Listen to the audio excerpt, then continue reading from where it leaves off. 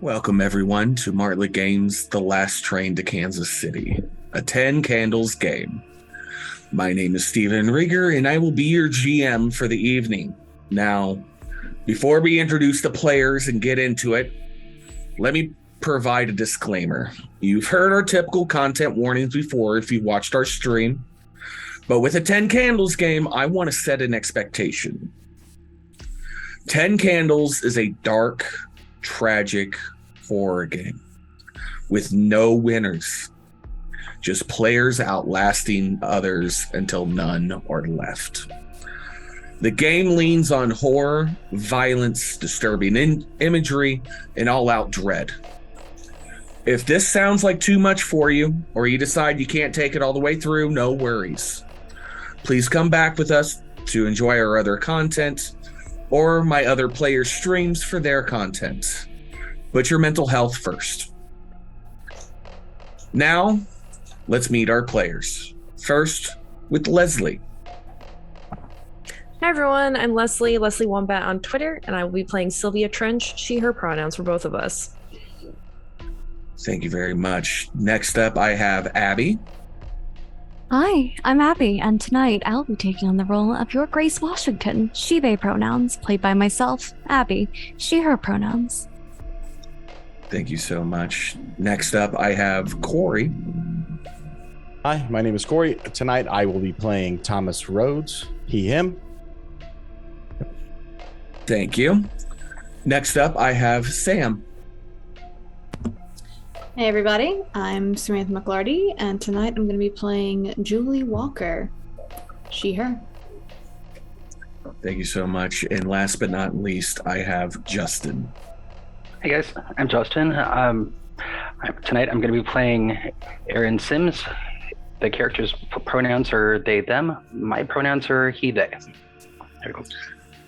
Thank you very much. And before we start, I would like to recognize our sixth player who could not be with us tonight. Jonathan, you're with us in our minds while we play tonight, and the seat is always open for you when you return.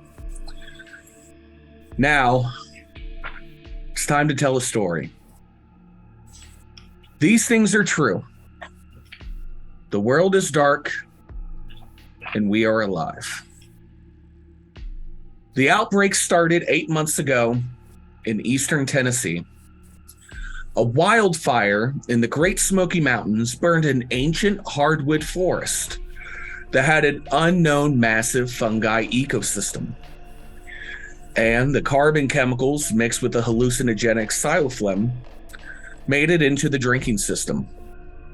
It made the tourist community sick, and they traveled back to their hometowns. Once they were sick, there was no turning back. Their eyes would turn a rust orange, and their rage would pick up. This only lasted a couple days until they would expel a black bile and die, only to come back as a shambling shell of what they were, but still with that rage. And anyone in contact with the bile would fall victim to the same. Now, the CDC was able to contain the western United States at the Rockies, controlling who could make it through the mountain passes, with military at the ready at the drop of a hat to quarantine anyone with anger, bringing back the UK slogan, keep calm and carry on. Little is known about the security checkpoints built in the major cities anymore, but getting to said cities are hard. Communication and electricity were the first to go. Chaos and fear led to violence to try to survive. The closer you get to the city, the more of them they are. Outskirt suppliers either ran out or were fought for, with bandits already roaming the towns with months of the outbreak. Places of worship became breeding grounds for them, with lost souls looking for salvation, only to find hundreds of them just like they were. Big box suppliers, malls, then the hospitals and police stations and the military installations. Wherever the crowds went, the toxins spread. The more infections, were created. But that doesn't help our fateful group of survivors who were boarded up in a small convenience store on the south side of Indianapolis, Indiana. The 5 of you are sitting down to one of the last ration meals you have left when you hear a sound of a helicopter, something you haven't heard for weeks now. Now, Thomas, this is your convenience store. Well, you don't own it. You've made it into middle management. And you were lucky enough to be able to shelter a few that have stayed. But rations, like I said, are going low and things are not looking good.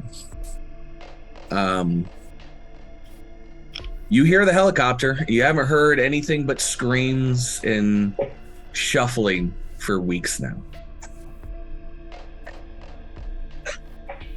Wait, did you guys hear that? Was that actually a helicopter? Do you think the military's here? I don't know.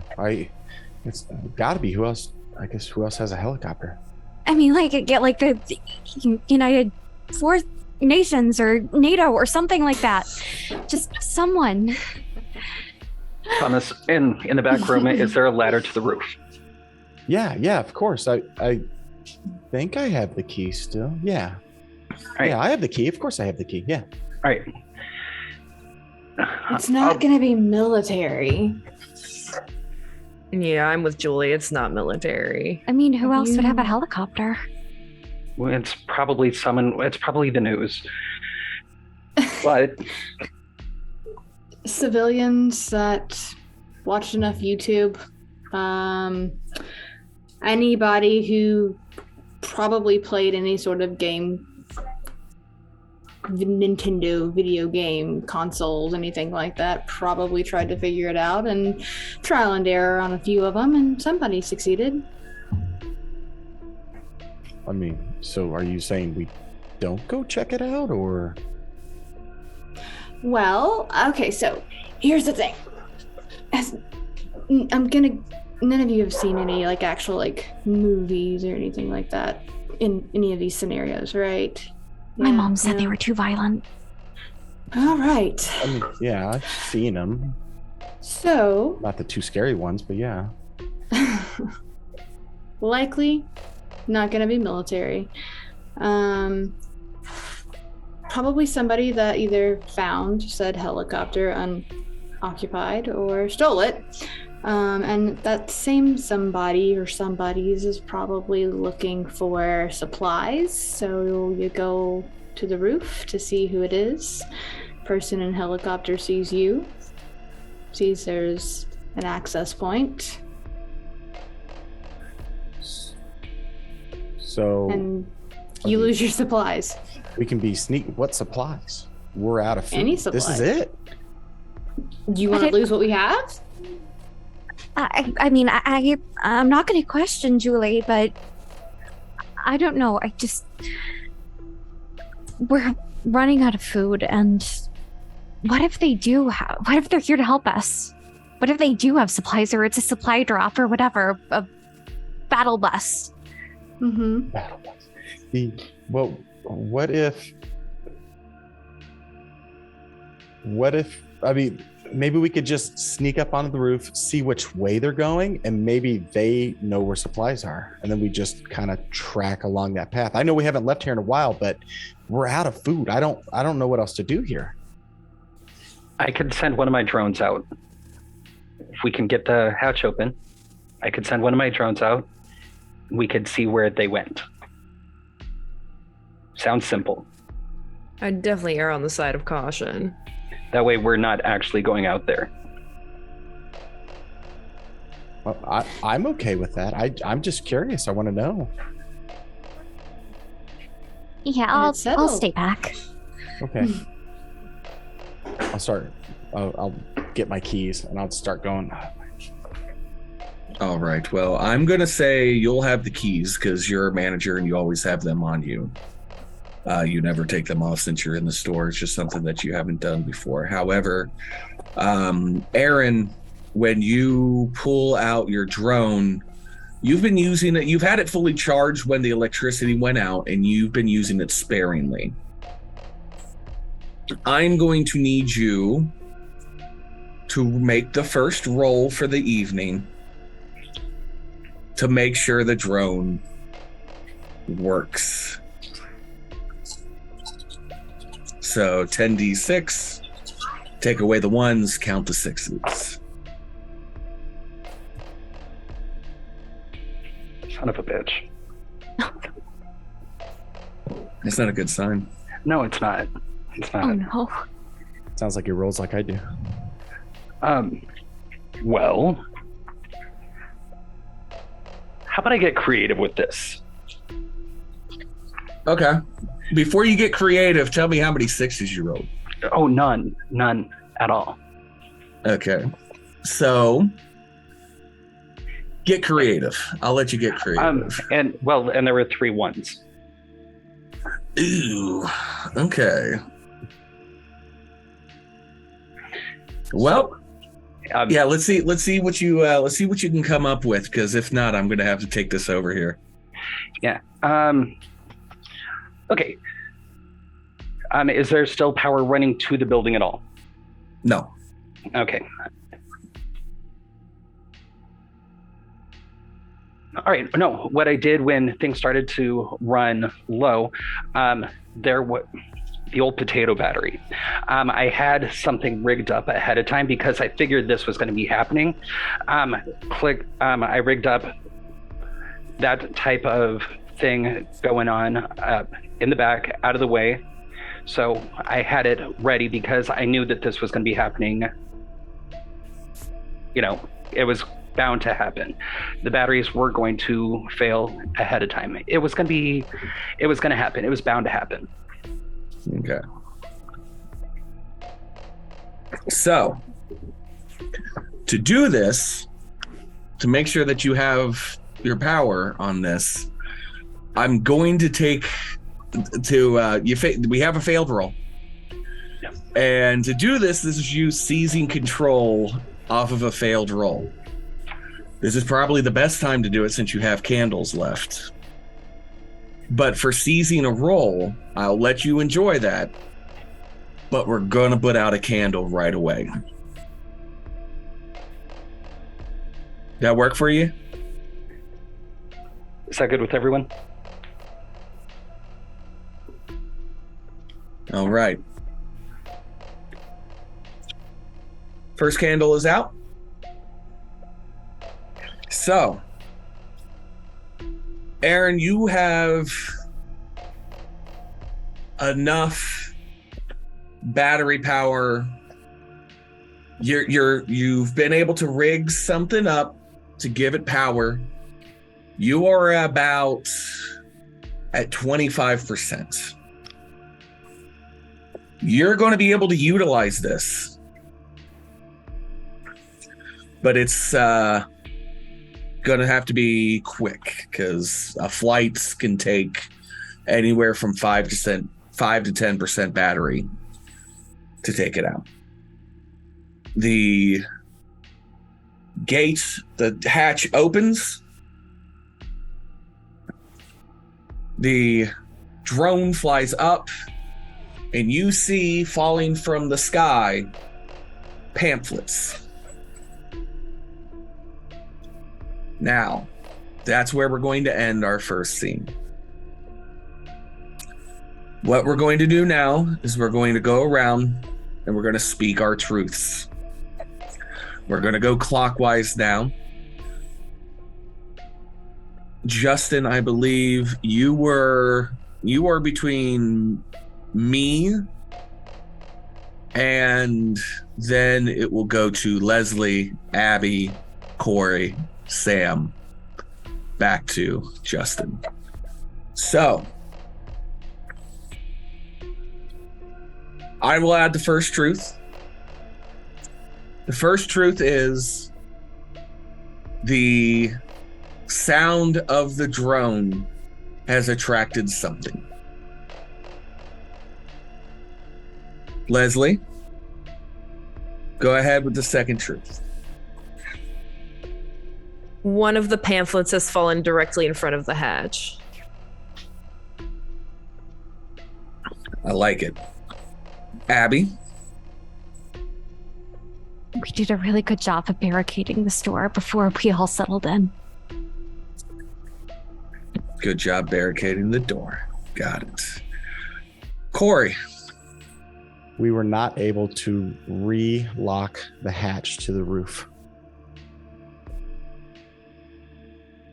thank you, Corey. Sam,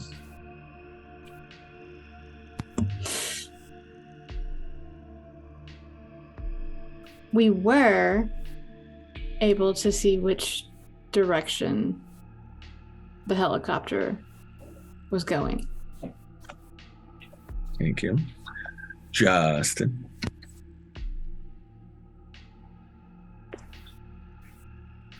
First off, do we know that they're zombies? oh yeah, you know this. Absolutely. The zombies are mutating. The zombies are mutating. 1, 2, 3, 4, 5, 6. We got 3 more to go. It's back up to me.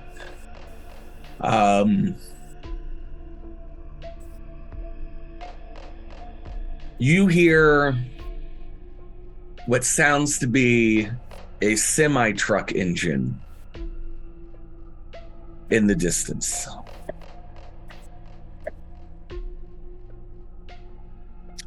Then I'll go back to Leslie.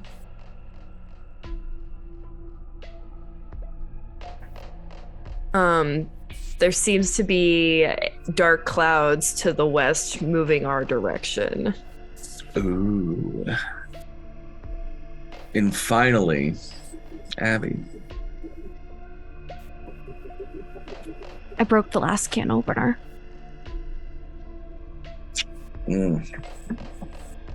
Darn. All right. Let me go through these again. This much is true. The drone attracted something, but a pamphlet has landed in front of the hatch down the ladder. You do have good barricades for the doors and sides, but you are unable to lock the hatch back up. You were able to see that the helicopters were going somewhere, but you also have noticed that the zombies start to seem to mutate. You hear a semi-truck in the distance. Clouds are moving over you. And Grace, in this moment, breaks the last can opener. Now, I'm going to say the first 2 parts and then follow my hands on the last of the We Are Alive. These things are true. The world is dark, and we are alive. still Alive. Good glove. I like it. All right. As the drone comes back down, the pamphlet falls at your feet, and Aaron, you get to see it first. It is a map, a simple map, stating that you need to go north towards downtown Indianapolis. They put a star at the Union Station train departure dock. You have till 2 sundowns to make it. They didn't put time on because time is kind of irrelevant at this juncture. Some of you may still have kind of an idea of what day it is, but other than knowing it's 2 p.m., why does it care? Why does it matter that it's a Tuesday at this point in time? Aaron, you have the information in front of you. Pamphlets. New reading for anyone? Oh, can I see it, please? Please? No. You don't. No. You just broke our last. No, no, and I'm just gonna take the pamphlet.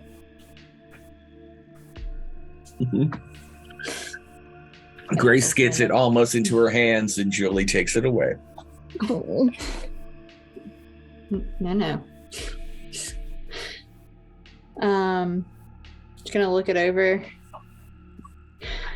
Is anybody interested in going downtown?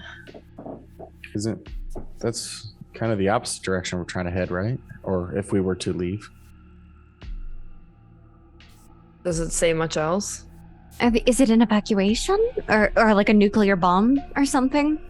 It looks like a military government document that has been maybe made on like a doc matrix with just a Google map print on it. Whatever made this it doesn't look like a clean print. They were able to print thousands of these in like old printers with old generators, it looks like.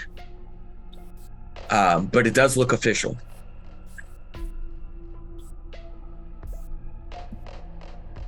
As you read that, you start hearing that semi-truck kind of get closer at a crack of thunder as a storm starts to roll in. So we can stay here, take our chances, but probably not get caught in the storm. We can try to either hope that whoever is driving what sounds like a truck coming in this direction, we can hope that either they're going to be kind enough and give us a ride. We can try to hijack said truck, or we can take our chances on foot. I mean, we have to see if they're friendly, right? No, A signal Have to of is alert? I wrong. don't agree with that one. That's I a real. I vote for going on foot myself, as I don't think we have the ability to hijack a truck. Starts looking around at the shelves and like, Okay, Corey. You have some minimal stuff with you, a knife and some small things, but let's see if there's anything that you have overlooked. Please roll me 9d10 and tell me how you do. I'm going to roll 1d10.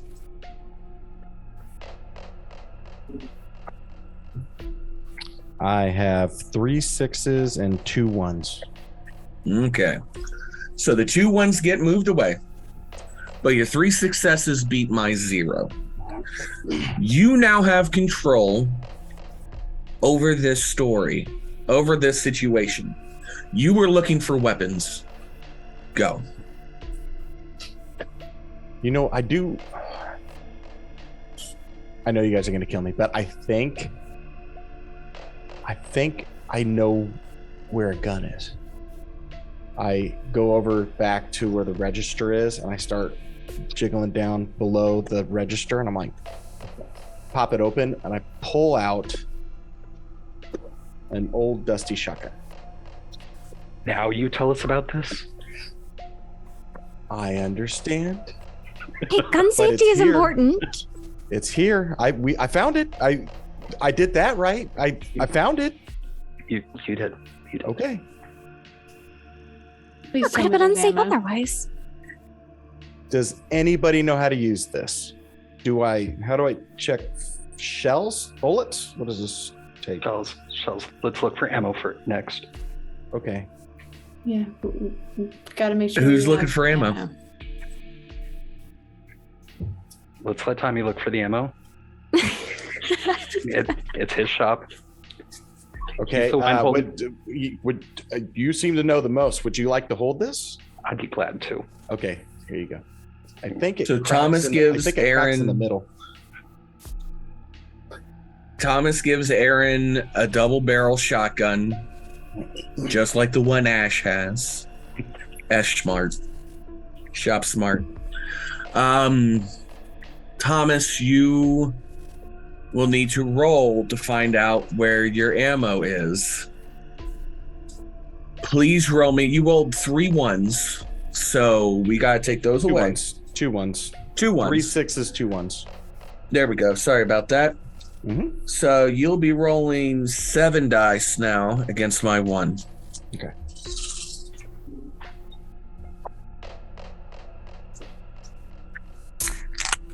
I got 2 1s and 1 6.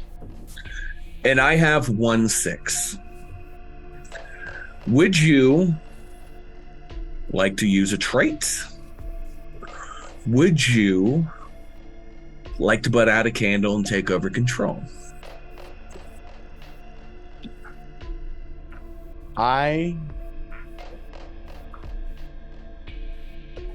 Now, if you re-roll and you don't beat it, you will succeed, but I will be able to, I'm going to take control a little bit of that situation, of how it goes down. To re-roll, you can get another, you can re-roll your 1s, correct? And try to get another 6. Okay.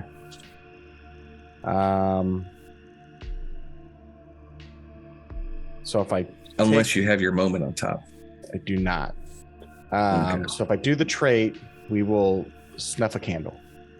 No, if you No. do the trait, you will re-roll your 1s. Okay. I will do my trait. Okay. What is your trait that you would like to use up to re-roll your Optimistic. 1s? Optimistic. Optimistic. So Gotta be Chelsea. you Gotta be. I believe in it. Believe in the me that believes in it. okay? Re-roll your 1s. Does it include the ones from prior or just the 2 ones here? Producer. I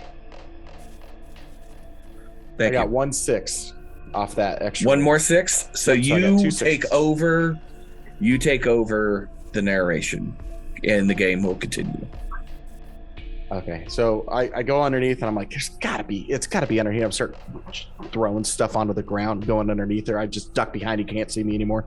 And I come back and I just whoop right up top. I put the box of shells. Looks basically unopened, only a couple missing out of the box. I'll say there's about 16 shells in this thing for this thing. So you got some bullets. It is a double barrel, so you will have to load. As the shotgun gets loaded, you hear the rolling up of a semi-truck. Tush. Engine's roaring. The engine turns off. If anybody's paying attention, you'll hear a door slam, a hits or a whack of a zombie being taken out. Julie's gonna slink her way kind of to try to find a place to just kind of get behind and out of immediate sight. So, because you've barricaded very well, there is no sight to the outside. If they come inside. If they come inside, yeah, then you hide behind like the customer service. There's like a safe right there. So you find your spot that you could just kind of sit there and be where you want. There's a knock at the door. I just give Julie this wide-eyed, terrified look at his mouth. Oh. What if it's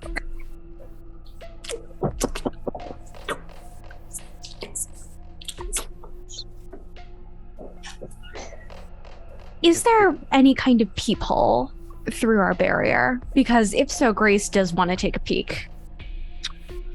Grace, you're going to have to roll that for me. Oh boy! You did say that there was a very good blockade that you've made.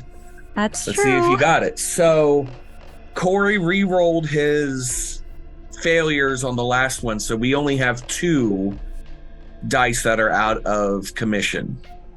So we are at 7 dice. It's not awful.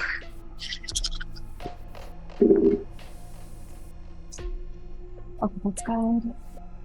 That's 2 6s. No 2 ones. 6s, no 1s. That beats my 1 6. I'm going to hold that dice. That seems to be a really nice dice. I don't like that. Not at all. No, you shouldn't. Grace, go ahead. Your story, your narrative. As Julia's like, I imagine she's just like, don't answer the door. Like, and that mom would like, I beat your ass when you get home. Grace just gives her this, I'm sorry, I'm just gonna look. And almost with a grace that is almost unseeming for such an anxious little chihuahua of a human being, she creeps up to the door and you watch she goes to this piece of tarp and just lightly lifts it. It's above eye level. It's about where the head of the door would be. As she just perches up and peeks through. Okay, so Grace, you are undetected. You have moved into position. And as you look down, you notice 2 people. Now, these 2 people look like zombies. On further inspection, they're not zombies. They're wearing skin.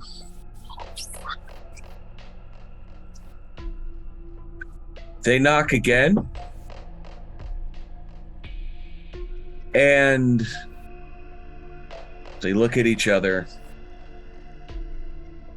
And they get back into the vehicle. But the vehicle does not start up just yet.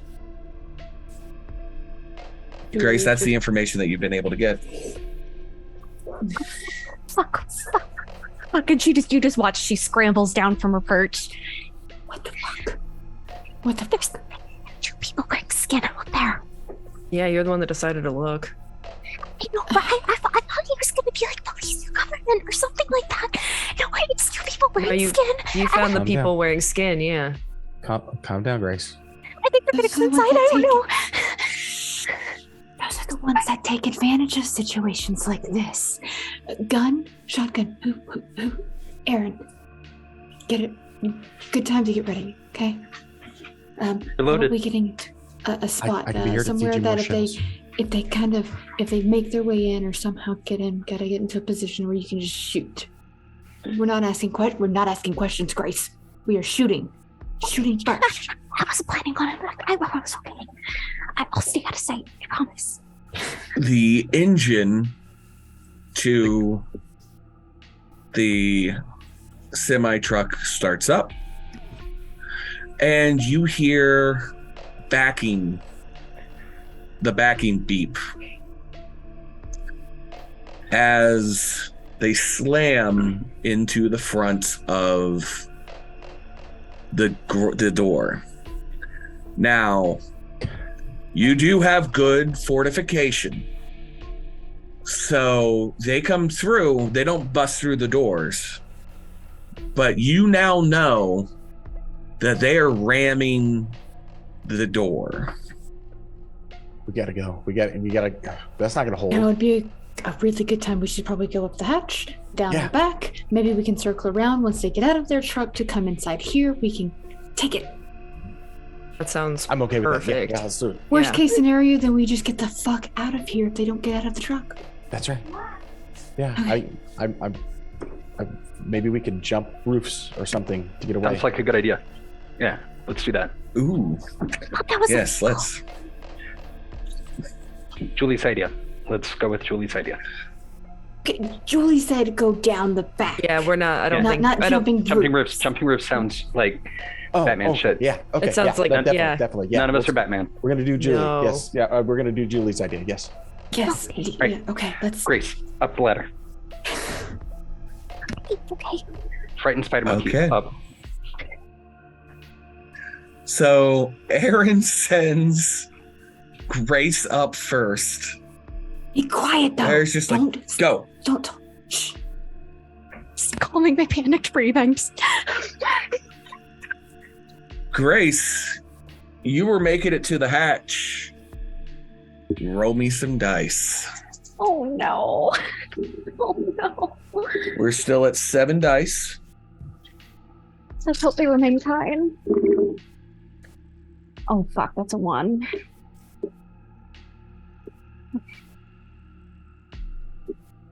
Oh no. Oh no. I got 2 6s, but 2 1s, so no successes. I don't think they negate, don't they? Oh, they don't negate? Okay, thank God. I don't think they negate. I think you just lose those for the scene. Okay. Yeah, they don't. If you get a 6, then you win, but you'll lose your 1s if you got. Okay, also turns out that Yeah. wasn't a 1, that was a 4. My lighting was just really bad. So that was 1 1, Whew. 2 6s. Okay. So we are now down to 6 dice for this scene, but you still have control over the scene. So Grace, you are going up the hatch, and go ahead. What happens? Muted. Muted, realize it, damn it. It's like, Groundhog Day. It is just this tender, very quiet opening. You can't even see it over like the ledge of the building. And Grace just pops her head out before just squeezing her body through the rest. She is trying to be subtle, despite she is being on the edge of a panic attack. But she makes it onto the roof. Okay. Grace, you're the first one that have made it on the roof. You've done it quietly, so nobody has seen you. Now,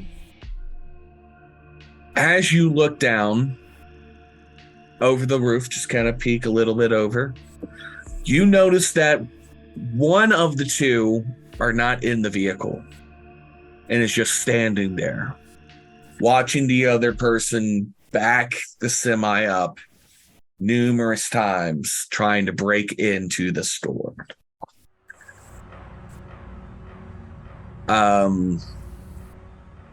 Anybody else going up? I'll go up. Okay. So I feel like I shouldn't make you roll the same thing because it's still the same style. So I'm going to say that anybody who wants to get onto the roof can get on the roof right now. You're welcome. Anybody staying inside of the store? Because I got the gun, I'll be the last one up. Okay. Let's say Aaron is the last one to go up, and as Aaron goes up, the barricade is broken. You all now see that there is a semi kind of parked inside the store, and it pulls out a little bit. There's a big hole. And there is one arms crossed, wearing the skin of a zombie, just standing there, waiting. Once the engine gets turned off, he walks up to the truck, the other person comes out, and they start making their way towards the entrance they have made.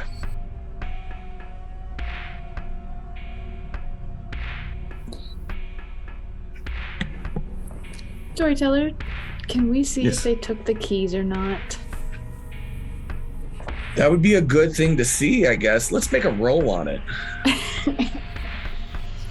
All right. We are rolling 6 die. Mm.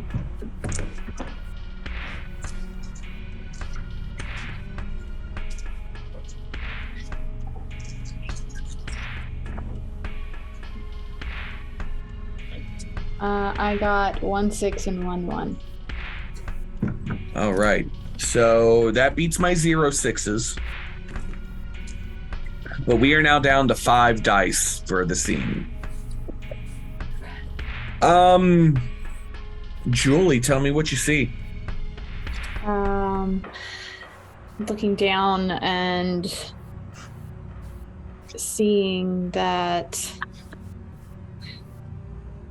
yes, they in fact do grab the keys, but there's another gun in the cab. Okay.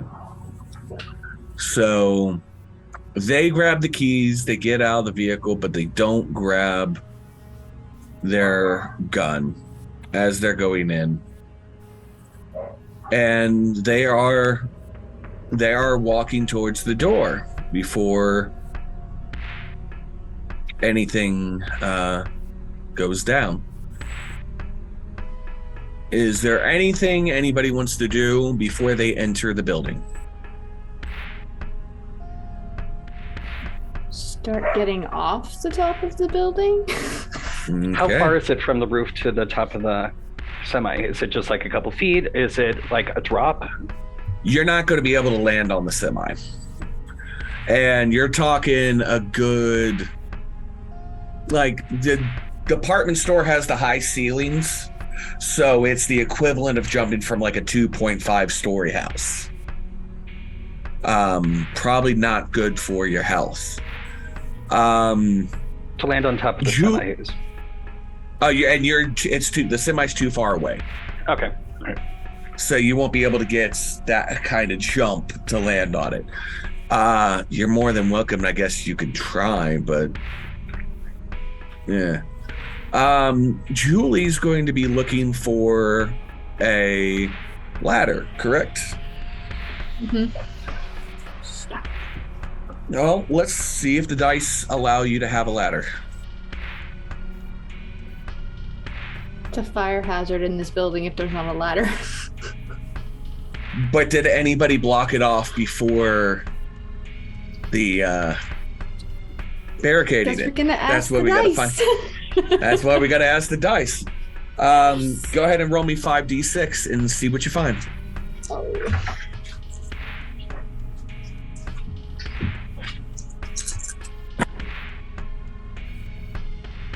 Two sixes. 2 6s. Okay, Julie, you see a ladder on the other side. Yeah, without hesitation, Julie is going to start climbing down said ladder. Okay. Everybody, one of your party members is going down the ladder like they said. They're not even taking a second.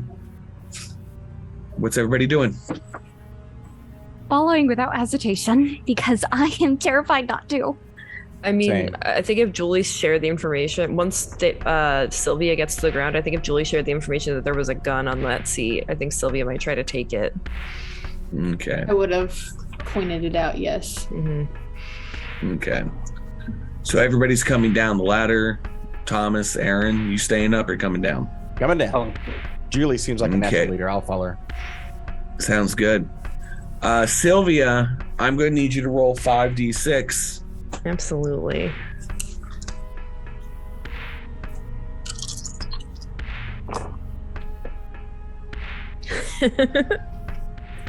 So that's 1 6 and 3 1s.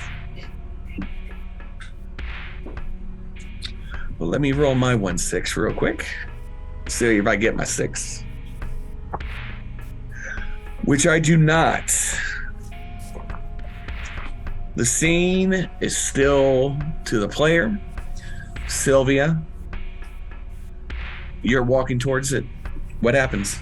Yeah, I think Sylvia's kind of slinking along the side of the wall, trying to get to the side that's closest to where the gun is, and is able to quietly pry the door open, or if they left the door open, just able to reach up and just slides the gun off of the seat, kind of moving on the opposite side of wherever the door is.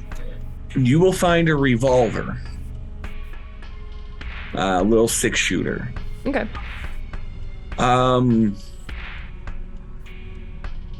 So they have made it into the building, and you have made it to the truck. What's next for Sylvia? What is Sylvia going to do now that she's at the truck? At the truck with the gun, I think it's to sneak in the opposite direction towards the train. Because I think she was with Thomas and would have rather proceeded on foot than try to take a vehicle. Okay, so we are going to try. You're trying to get to the escape. You're trying to start moving towards. Yeah. Are you letting everybody else know that you're doing this? Yeah. Okay. So, Aaron, Grace, Thomas, Julie, you see Sylvia go in. She shows the gun, and then she points north. And she looks around, and Sylvia's starting to make it to the next building. She's walking across the parking lot. Is anybody joining? Is anybody staying?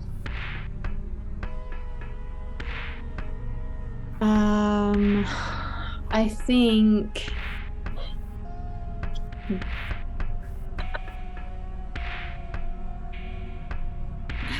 I'm gonna walk around. Will I be able to like walk around like the back of the truck? The back of the truck, there is no trailer to this truck. So it's just the back wheels and that little hitch. And that's what he was using to kind of batter the back of the front of the store with. So it is just the truck, not the truck cab, and not the trailer. So it's small. This truck maybe can fit 3 people, like pushing it. This is an old, like maybe been used locally by like a farmer somewhere. Definitely not a newer vehicle. All right, in that case then, yeah, I will proceed in the direction that Sylvia went. Okay. So everybody following? Yeah, I will try to see if we could maybe find a path that isn't like in the parking lot as you described. Like so we can have a little bit more cover front, when we're walking away. You'll be able to get a little bit more cover, but right now, I mean, you have like the occasional dead car, but you're also been kind of like staying away from the zombie strolls and stuff. Now, these zombies don't have like eagle eye vision or anything like that. They don't catch you immediately. But you've kind of learned how to maneuver the 1 to 3 zombies at a time. I'll give that to everybody. You've been around for 6 months. You know how you've dealt with one of these before. You kind of know the deal. You've learned everything that I said at the beginning. You've kind of got through people traveling in, people leaving. Your crew could have been bigger. Some have died. Some have left. Some have turned. This is the group that's left. Now, who's the last one walking past the parking lot to get where Sylvia's going? Who's trailing? I will be. Thomas, you hear a whistle. And it's coming from the top of the top of your store. where the two people are now staring at you. And they're just staring. They spotted us. We gotta go. Go. We gotta go faster and find cover.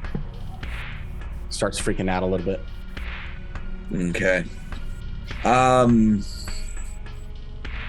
You will need to. Sylvia? You're leading the crew. Sylvia, roll me those 2 dice and see if you can hear Thomas since you led. Okay.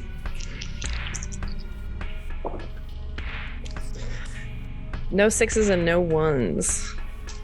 All right. Well, that goes to the end of another candle. So let's end this scene.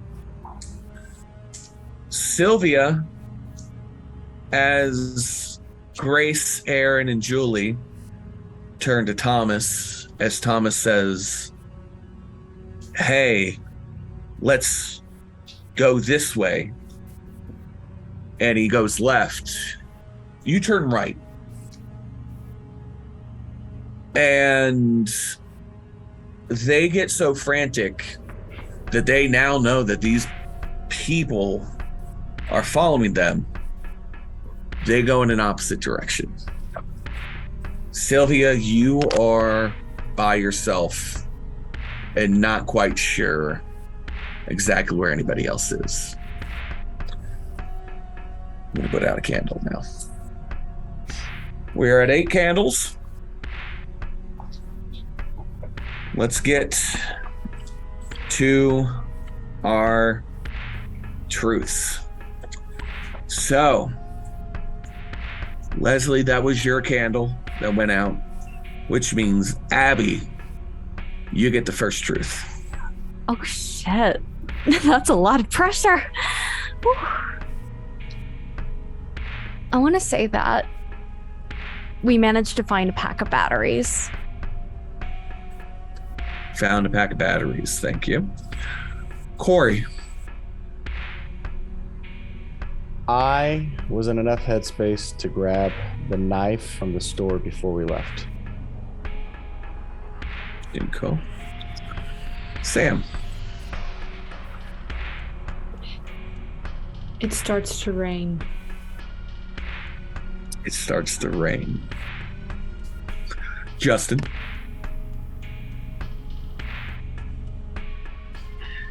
Aaron has his bag with the drone and all the supplies for all that.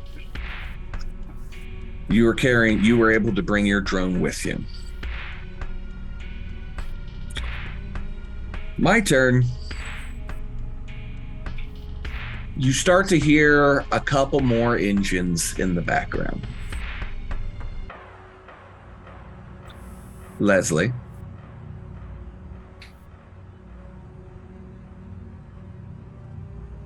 Oh, muted. We said earlier that the zombies. This mic did do that. We said that earlier the zombies are mutating, right? Yes. And it looks like the animals are too. Oh no. No. Oh no. Abby.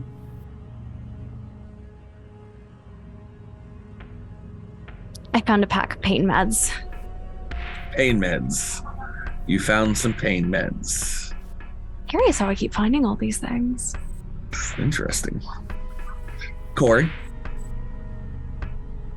The path that we turned down, 2 of the bodies on the ground start moving and start clambering up. Oh, very nice. And for the final, Sam. It starts to get very, very, very windy. Okay. Very nice. We are now down to 8 dice for our rolls. I'll say the first 2/3 of the thing, and we'll try to do it again. These things are true. The world is dark, and we are alive. Thank you very much. Awesome. So, Sylvia, you have found yourself, since the animals are mutating, you have found yourself in a pet store. And it's quiet. And about the time you realize you're by yourself, the animals start making noise. And they do not sound healthy. I'm going to let you ponder on what you're going to do. There's going to be a lot of stuff to figure out for that one. Now, who was behind Sylvia as you were leaving? Tom was in the back. I was. Okay, so Julie, you're going to be the first person to see two bodies rise from the alleyway that you're taking. You're not in on a street. There's concrete, brick mortar, both sides of where you're at. And these two zombies are rising. Are there any doors attached to these buildings? That's a great question. I think you should roll 8 dice to see what happens. Alrighty then.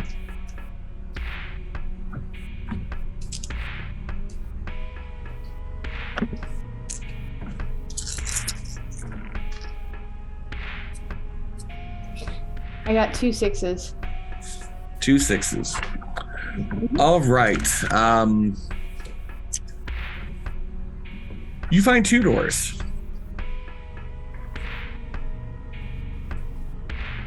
What does Julie do with that information? Go ahead. Julie checks the doors to try to see if they open. The one to your left is the first one you try, and it is open.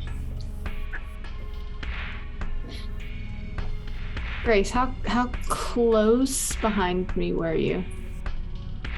Right on your tail. Fantastic. Grabbing your apron strings, as it were. As soon as I can tell that it opens, I'm gonna open and just kind of usher her slightly before me in.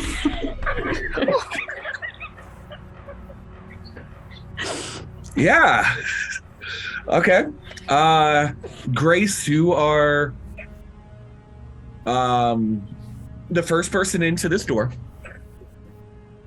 And you will notice a very dark, very big warehouse. Could be, it's hard to tell. There's a lot of room. You're not quite sure exactly what's in front of you. It feels like concrete is on your feet, like you're stepping on concrete.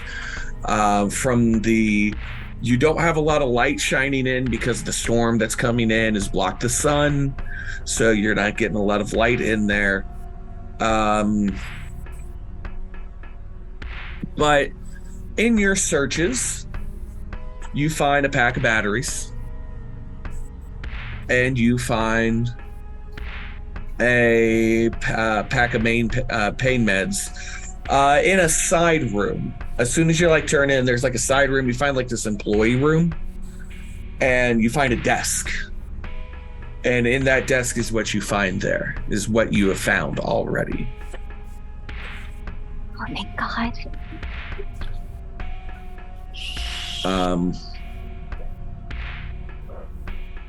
How is that in? Oh my god, this is Vicodin. I don't think that's legal. You should probably let me hold on to it for safekeeping. Okay. And she just shoves it like into one of her pocket protectors. So we have, you're holding the batteries, you're giving Julie the Vicodin. Aaron, Thomas, the door opens and Grace and Julie walk in, but by the time that you can make it to the door, the zombies see you and are shambling towards you. Oh, they're already up? They're up now. Okay. Well, I've got a shotgun. One of them is going to have a bad day. So Okay. 8 dice, or just make one of them have a bad day. 8 dice to make everyone to make one have a bad day. If I can make both of them have a bad day, that's even better. We'll go for the 1 right now. Okay. 8 die. 1, 6, 1, 1. Take that 1 away. So, but 1, 6 in there. 1, 6 does not beat my 2 6s. Dice don't like me. And you have already forced a candle to be extinguished. I did. You do have 1 if you want to burn a trait and see if you can tie. I used that the first time, didn't I? No, what you did is we took out a candle Okay. and you reversed it. Okay. So the best you can do, if you want to continue and not let me take control, is you can burn a vice or a virtue, or burn your moment, I believe. I'd hope not. And re-roll that 1. Now, if you don't roll a 6 on that re-roll, the candle still goes out. If you tie with me, we have a kind of an altercation where you kind of have the thing that you wanted to happen, but I kick in and a candle goes out. So it just kind of depends on how you want the situation to go.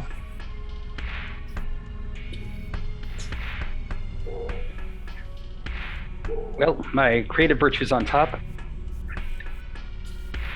I missed, so instead I'll try to clip it with the butt of the shotgun. That's me trying to think outside of the box. Roll that. Roll the 1. Roll the 1. Never mind.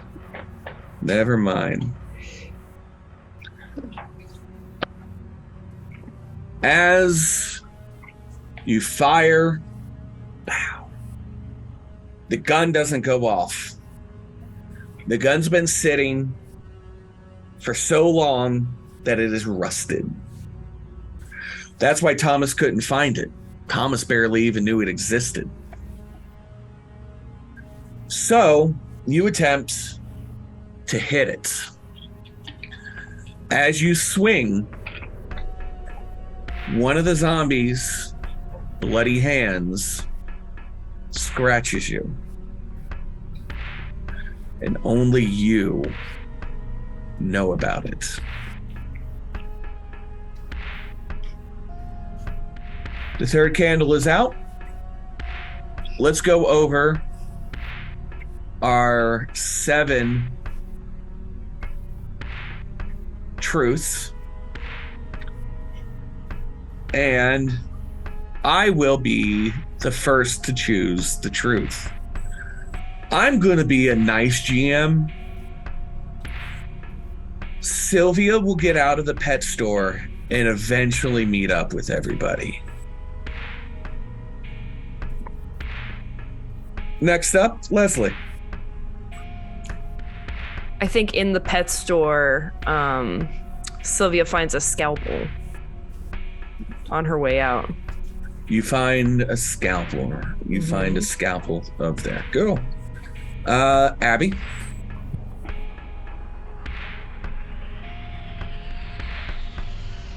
You can hear howling down the street. Ooh. Corey. Through fumbling of the knife, Thomas accidentally takes out the zombie in front of him. Okay. Sam. Inside this warehouse, you can hear the sound of lots and lots of scrambling feet. Don't know what feet, Nice. but there are feet. There are feats. You don't know of what feats. Justin.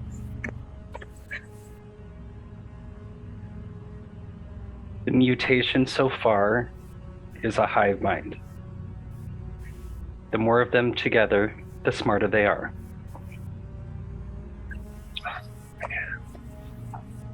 Ooh, it gives me a lot to work with. Thank you. So that's 6. I have the last one. The sounds of the sounds of the vehicles have shown up, and 5 more zombie-wearing humans have shown up. And with that third candle, let's do our say, and then we're going to take a quick break. So, these things are true. The world is dark, and we are still alive. You guys are doing it so much better than me. Thank you so much. We're going to take 5 minutes here. Everybody go enjoy fresher drinks, bio break if you need to, and we will catch you in just a moment. Hi, everybody. Welcome back to Last Train to KC, a 10 candles one shot. We are following these 5 survivors as they have left their shelter in search to go north to a train station to get the hell out of Indianapolis. We have a situation of bandits, it seems. We have found ourselves in an alley, and we have also found ourselves in a darkened warehouse where there is a lot of shambling going on. Now, Sylvia, we left you before that last candle went out in a pet store where things were getting very creepy. Luckily, before any of the creepiness could come to you, you were able to grab a scalpel from what looks to be like a craft box. So it's an X-Acto knife scalpel, Sharpie, very sharp, stabby tool. And you have beelined it back out. And as you beeline it back out, you are going to run into Thomas and Aaron. Now, Thomas, as Sylvia is coming up to you, you fumble a little bit trying to get your knife out, and you stab the zombie in the head that was against Aaron. And Aaron, you know what happened.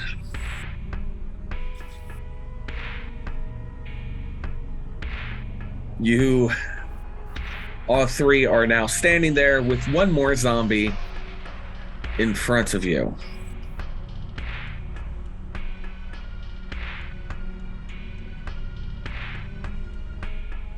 Anybody want to take a shot? Take a crack at that guy. Run. Get in that door. I will go off of my successful defense against that other zombie. I will take this shot as well with the knife. With the knife? Yes. Roll me 7d6. I am rolling 3.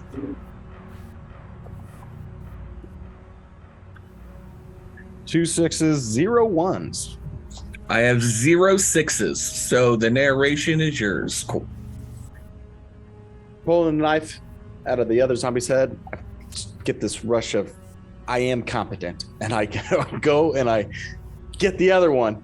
I'm like, yes, got this one. 2. And you get him through the neck, through the head. You get him from the under. So you take one from the top, one from the bottom. Very movie-esque style. And both of them drop at your feet. I'm very adrenaline rushed and kind of start to breathe real heavy. Okay. Way to go, Tommy. Let's get inside before more of them show up. Yeah, Yeah, I don't also wanna try don't to go do in that that again. door. Don't go in the door I came out of. Littlest pet shop of horrors in there. Oh, that sounds wonderful. Like a giant plant or? No, Oh, like actual pets that are horrors. oh, right. Oh, I was oh. saying it literally. Oh. Wonderful. I was being serious this whole time. You three will get into the door, and you will notice again that there is not a lot of light. The crack of lightning and the thunder the crack of lightning kind of gives you a little bit of a view inside as you open the door. Who's the one that's opening the door? Thomas? I did. I opened the door. Aaron? Aaron, as you open the door, you notice to your right, you will see Julie and Grace in a separate office to the right. But with that same crack of light, with that lightning, you look to the left, and there, you can't really count how many, but this is not the place for you. It's the easiest way to put it. The other two come in, the door shuts behind you, and you all have about 5 seconds for your eyesight to kind of catch up and see where you're walking into again. Grace, Julie, you hear the door open, and you see Aaron walk in. And the other two walk in, and the door shut behind them. Does the walking in and the lightning illuminate enough? A for us little, to be yes. supposed to see things. So you see things. You notice that you're probably lucky if you can get down 2 aisles without having to interact with one. And there are, from what you can tell, at least 30 aisles. You are in a big box chain. You are in like a Walmart at this point in time, in the back. I'm just gonna grab Grace and kind of pull her in front of me and be ushering her forward, like go, go, go, go, go, go, go. But I'm keeping her in front of me. Where are we going? Go, go, Just- go, go, go, go, go, go, go. I'm waving them back towards us. Shh. There's the Grace, you see Aaron waving you. You're not that far away, too. You're talking like maybe 10, 20 feet. Trying to keep my eyes on wherever that group of the horde is, while just gesturing for the two of them. Go, go, go, go, go, go. Shh. Just And pushing. And we're just like, door, door, door, door, door, door, door. Open the door, open the door. As soon as they get there, I'm just trying to step back into the two of them so we can get out. awesome. You step between the two. You have Grace. You're having Grace follow you. Sylvia and Thomas, you push through them to get to the door. You open it up, and standing in front of you is a human wearing zombie clothing as clothing. Oh shit! I'm sorry. Oh no. Gonna punch. Okay. Before we do the punch, Grace shouts.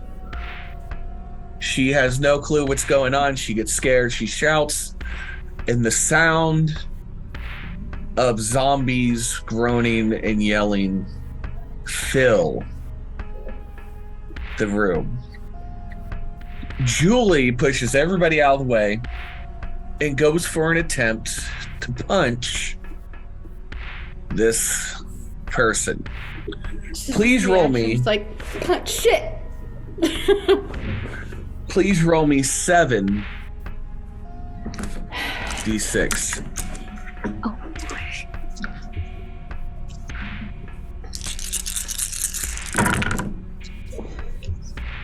I got 1 6 and 2 1s.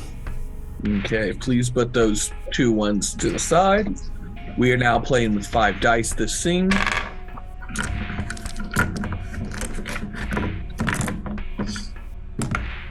I have scored 1 6. So as of right now, we are at a tie. Would you like to burn a trait or burn a candle and take control?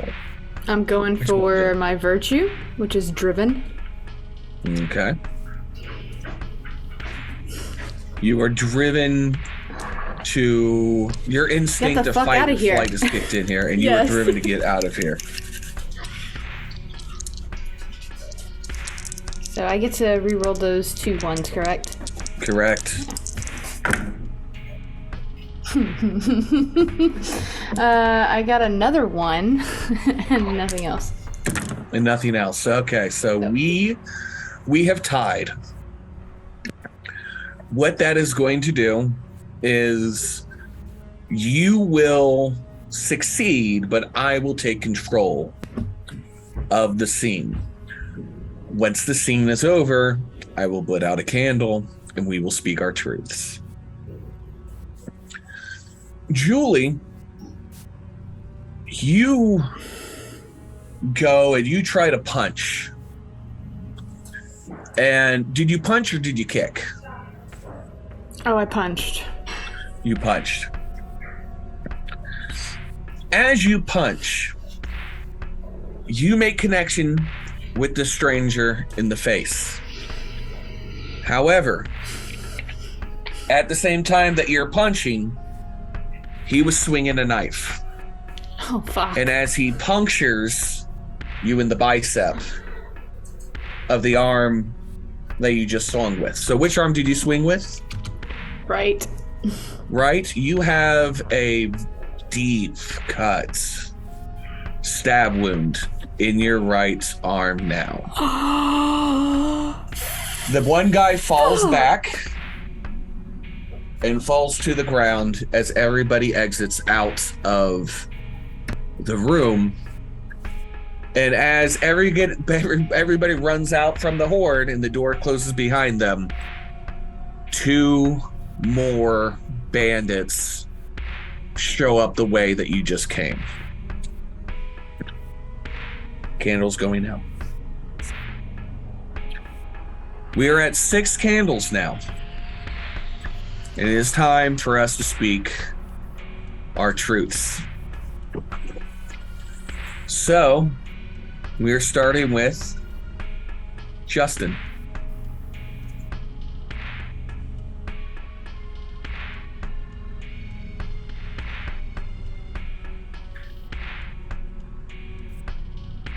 The zombies inside the box warehouse are intelligent. They have reached that critical mass. Okay. I will be next. I'm going to be nice again. I don't know why I'm doing this. Candles are going out so quickly. That's why I'm helping out a little bit. You will escape down the alley before the zombies open the door and block the bandits from you. Next up is Leslie. Let Garrus choose. Let Garrus choose? It's hard. He doesn't have strong opinions. He's sleeping. Oh. The scrambling feet outside the warehouse seem to have gotten louder now that we are back outside. Okay. Abby. As the man that Julie punched fell to the ground, I managed to grab an electric baton off him. Very nice. Corey. Thomas, in his attempt to get through the doorway, twisted his ankle on the way out.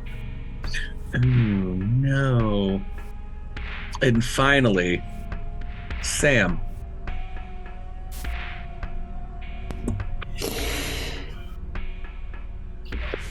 I am bleeding very, very, very badly. Like it's it's bad. That's a bad cut. It's real bad. Well, lucky you got a little bit of painkillers and some makeshift bandaging, I guess. All right. That is all of our truce for the gang tonight. For this one, this session, this series. There we go. We're going to get the right words out. We are now down to 6d6. I am rolling 4d6 against you. And with our little saying, these things are true.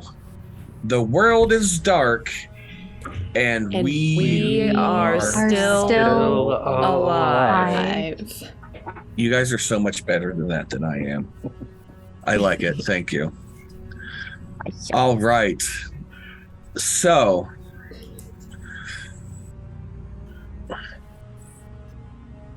Thomas, I'm going to need you to roll for me. Roll the 6d6 and hope for a success.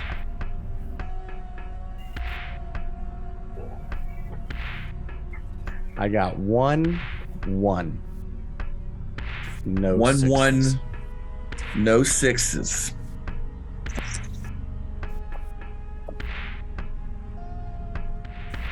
You're safe from me. However, this, you'll want to probably burn your vice and roll that 1-1 again. So mine is my hope. My next one. Yes. Oh, your next is your hope? Ooh. Yes. Okay. What was that hope that we're burning? I'm gonna pull out my cell phone, and what little power it has, I'm going to dial into my voicemail and listen to the last message my past wife left me. Okay. Roll me that 1-1 and pray for a 6. 4. 4. All right.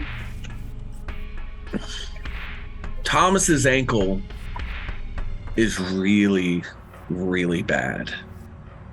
Stepping out. He is going to need help to get away from this horde and the bandits. Is anybody going to assist him in moving him? Julie cannot. Julie is currently bleeding and bandaging herself up. So Grace, Aaron, Sylvia, are you three going to help Thomas or leave him to die?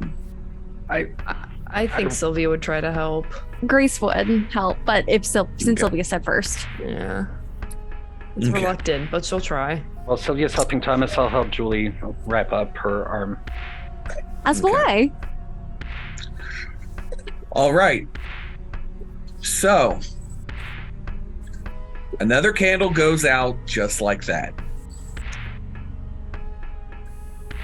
However, luckily for Thomas, he has some friends to help him. Now, because you burned your hope, you will not get an extra die for your rolls anymore. You won't have the opportunity to get that. It's gone. But you got to re-roll during there and try to save yourself. I will put out the candle. I will end this scene, and we will go through our truths. Now, as Thomas turns and gets out of the doorway, he doesn't remember that there's a step. And as he misses the step, he rolls and everybody hears a pop. Sylvia, luckily enough, grabs him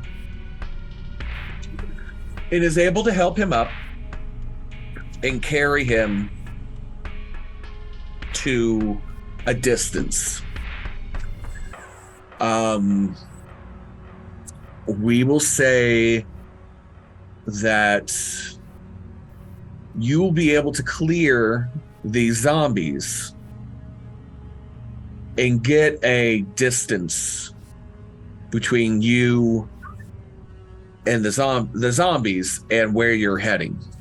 However, you will not make it before the storm gets too bad and the sun goes down.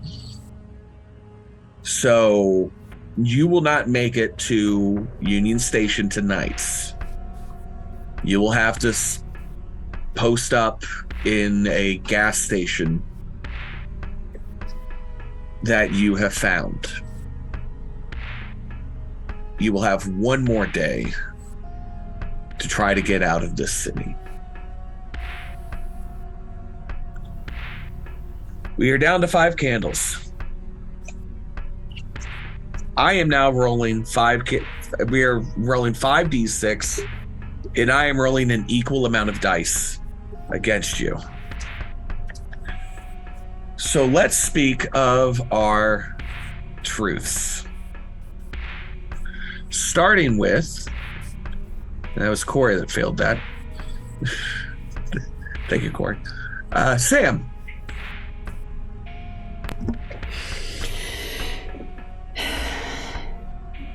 It starts to hail. Large hail. Large hail. Justin. We do find a gas station nearby, and it will be our last safe haven. Okay. You have found your last safe haven. I'm no longer being nice. Aaron's temper is rising.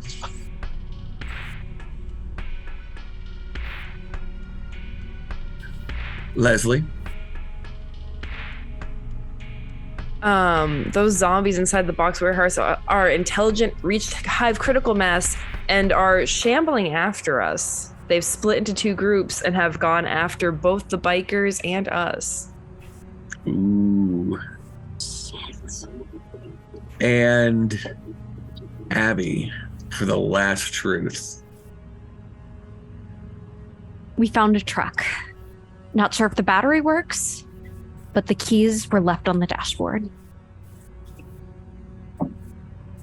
Very nice. Thank you so much. And let's try to do this again. These things are true. The world is dark, and we are still alive. Thank you. So, as you make it to this gas station, it starts hailing. We're saying golf ball to baseball size hail. Really bad weather is kicked in. As everybody enters the gas station, which is ransacked, it's not barricaded, but it's, it could be. Grace looks and finds in the service section of the gas station where they do car repairs, a truck. The truck has keys inside the vehicle. Grace, what do you do with that information? You found the truck. I think in my excitement, rather than being quieter than I should, I run out and say, guys, there's a car with keys. Fucking Grace, quit yelling. That's not helping anyone. I think I can get the battery. Okay, I'm sorry. I think I can get the battery working. Okay, that's my job. That's my job. Let me do that, please. Okay, I'm sorry. Okay. No, I mean, at least it has keys. you're fine. I'm You're fine. right here. You're fine. You're fine. Thank you. It's just today everything is just awesome. I'll go look at it and see what's going on with the truck. And I'm sure it'll be fine. Okay, I'll come with you. I can help. I'm sure that's a great idea too. All right. So Aaron walks into the room and pops open the hood. Grace is with him. Thomas, Julie, and Sylvia. Aaron's never popped off like that before.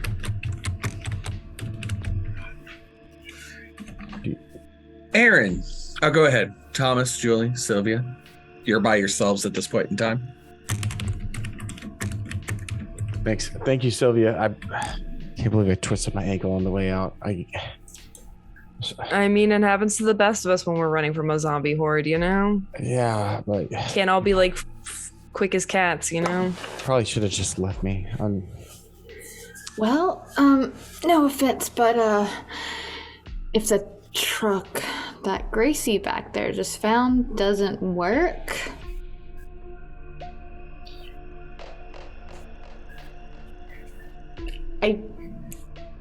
I mean, I guess I'll be the one to say it because everybody else has already had the thought, I'm sure, considering we have like a day to get to where we're going.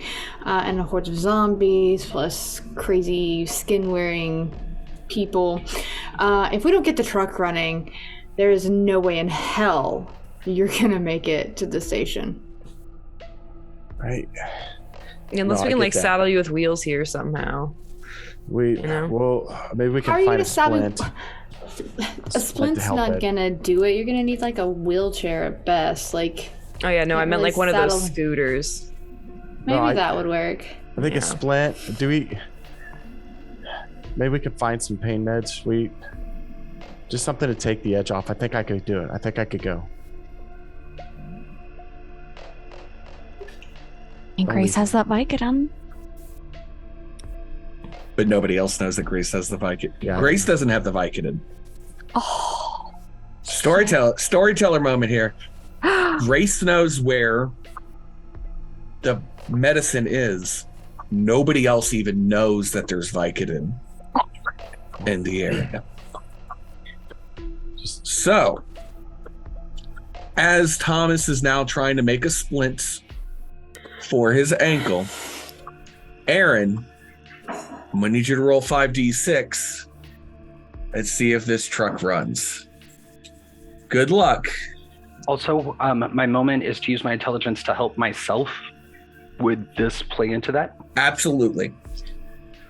So, Aaron is using his moment. Do I pull that die now, or just if it works? Go ahead and pull that die now. Okay. So Justin just used his moments in the right way and has gained 1d6 to his roll. All right. 2 6s, no 1s. Okay. That's good. Now it's my time to roll.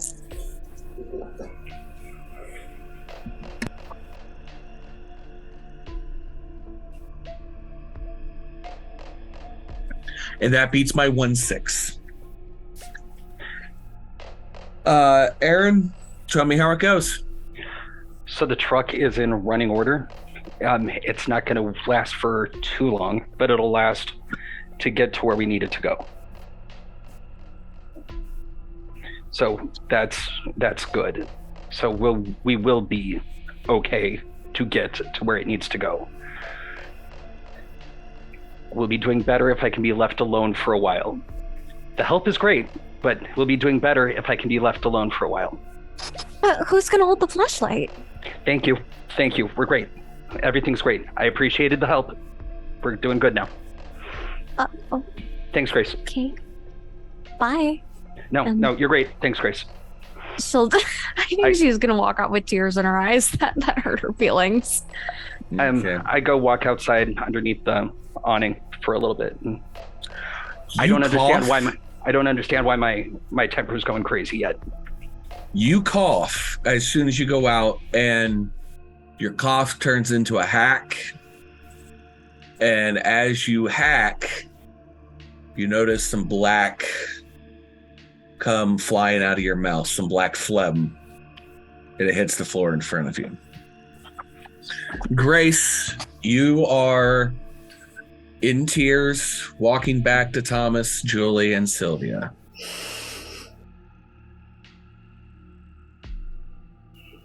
Hey guys, Where's Aaron? they were being real pissy, and I'm sorry, that's not appropriate language. They got real upset and walked out. I'll go talk to them. Just a minute. Yeah, is Thomas gonna be okay?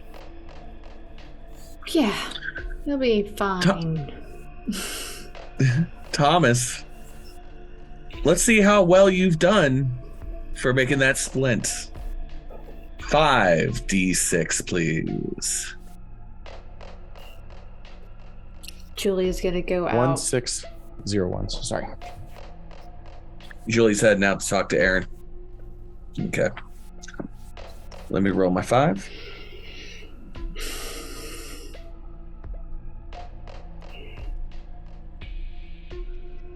Thomas, tell me how it happens. You got control. Yeah, I'm able to find like a couple like boards for some reason, maybe laying about. Maybe somebody tried to, board up this place, but they just didn't get done. get him down. I'm able to, not snap him with my foot, but able to break him off into some sizable pieces to wrap around my ankle. Find some like elastic tape, just able to just kind of get it around. It's not gonna, doesn't take away the pain, but it makes it functional. So I am able to hobble better, but I'm still definitely slow. Okay, you were slow, but you were mobile. Julie walks out and sees Aaron. Aaron, you're kind of like pacing a little bit. You're still under the awning. You're just kind of watching the rain. And Julie comes up to you. So, everything all right? Yeah, you know how it gets. Too many people, too close proximity. It just needed some time. Right. Truck working? Yeah, it'll be fine. It'll get us where we need to go.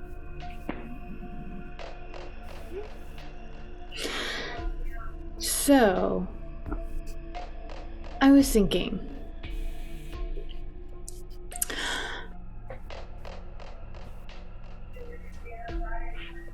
Thomas is... I can trust you, right? Depends on what you need. I don't like that answer. Did you want me to lie to you? Probably would have been better for you, but... Either way, you seem like you kind of seem like you need to like chill out a little bit, so... That's why I'm out here. Don't tell anybody. That's why I'm out here, trying to calm down. Just don't tell anybody, but... Here, take a couple of these. This will make you feel a little bit better. I'm gonna hand them the Vicodin.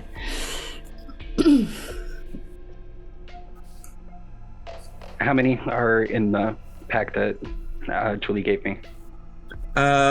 There's quite a few. I would have taken out 5 of them. So you have 5 on you. I would say there's about maybe 5 more in there.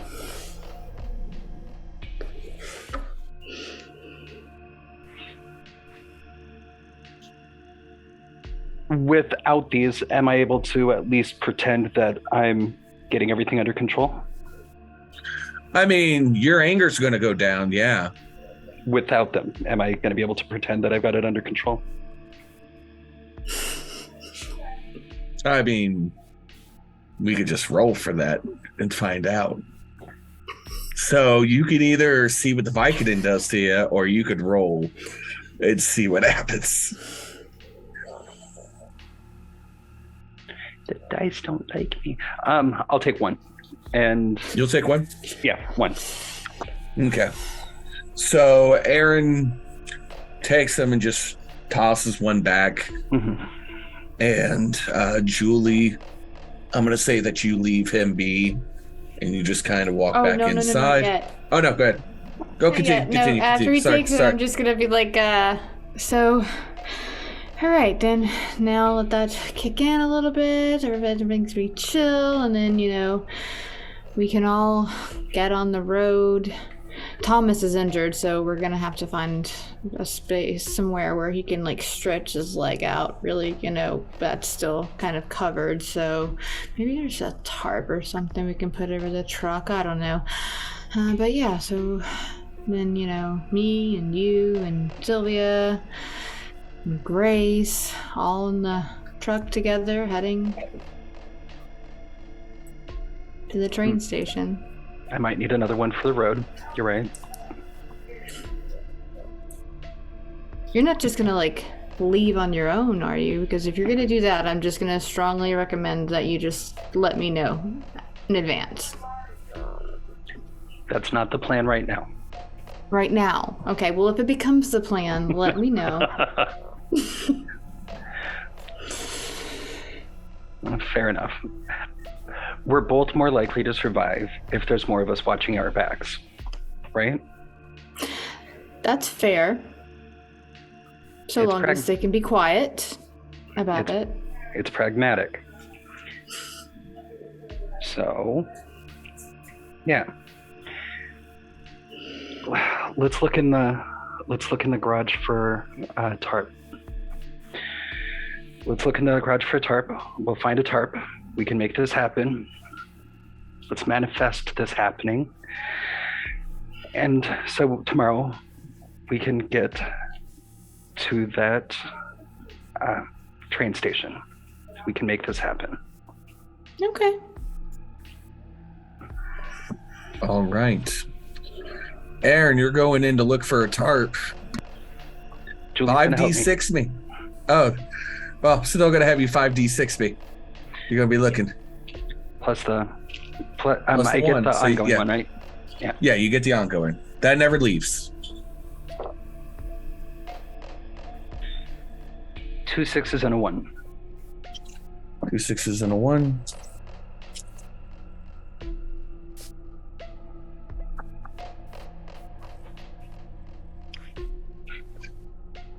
Does not beat my 3 6s. Poop.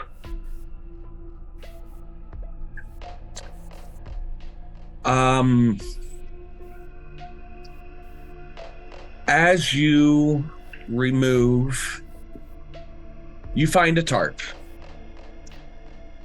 And as you move the tarp, a body comes rolling out of the tarp and bites you on the leg. Now, that little scratch that you had on your arm, you were able to hide it. But Julie sees it, and Thomas, Grace, and Sylvia hear it. Oh shit. Son of a bitch. I suggest you take the rest of this Vicodin like now. As I am backing the fuck away. Mm-hmm. Grace is just frozen, and they have their... I have my electric baton just buzzing furiously, so I just point it at them like a gun. I've clearly never handled a weapon before. Thomas will start limping, trying to figure out where that noise came from in pain. Oh, you know exactly where it came from. It came from the service garage. That's connected. Excuse me. That's connected. Sylvia, is there a movement you would like to make before we end this scene? No, I think Sylvia just comes in the room and is like, I'm just kind of intrigued at what's going yeah, on. everything going okay in here? No. And like sees Lover it and pizza is like, no, it's not. All right. We are down to 4 candles. We are now rolling 4d6, and I'm rolling 6d6. Okay. Can I burn my vice that was sitting on top to swerve that? How many 6s did you get? 2 6s. All right, so we took a little spot there, and we are now still at 5 candles, but I've taken narrative control over the situation. We had to make sure we follow the rules. Can I try to use my vice to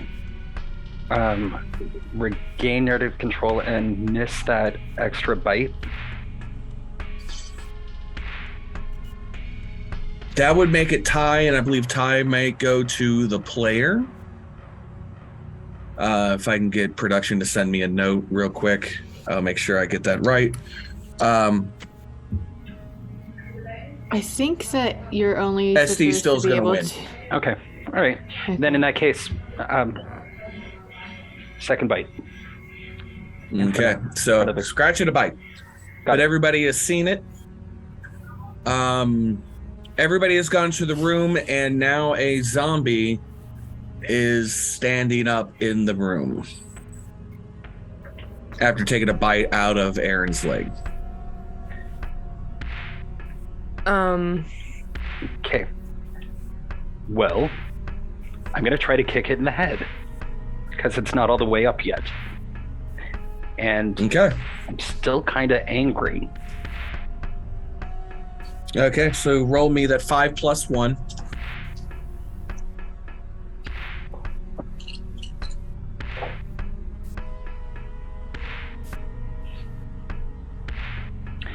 now I can burn my vice because I'm an adrenaline junkie and I rolled no successes there. Right? And how many ones did you roll? No ones. So to burn your vice, to burn your vice of adrenaline junkie, you would need a 1 to re-roll. Okay, no, just failed then. So we have now failed on that situation. Roll me 5 plus 1 one more time, and this is your saving roll. You got it.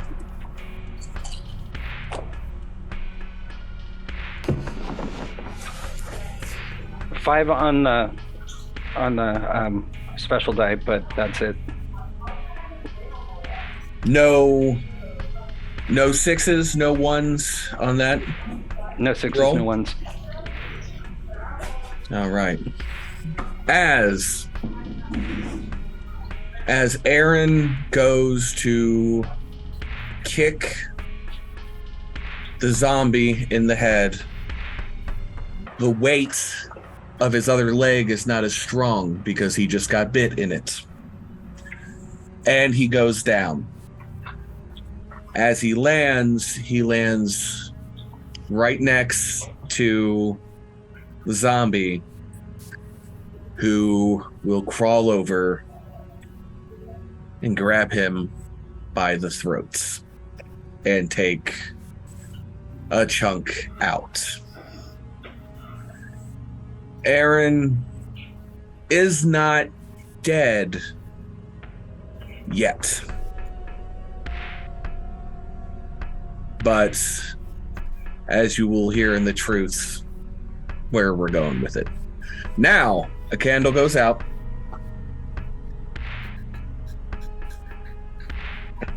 And we will speak our truths. We have 4 candles left with 4 truths, and I will have the first truth. Aaron will not make it to the end of this next scene. The next truth comes from Leslie.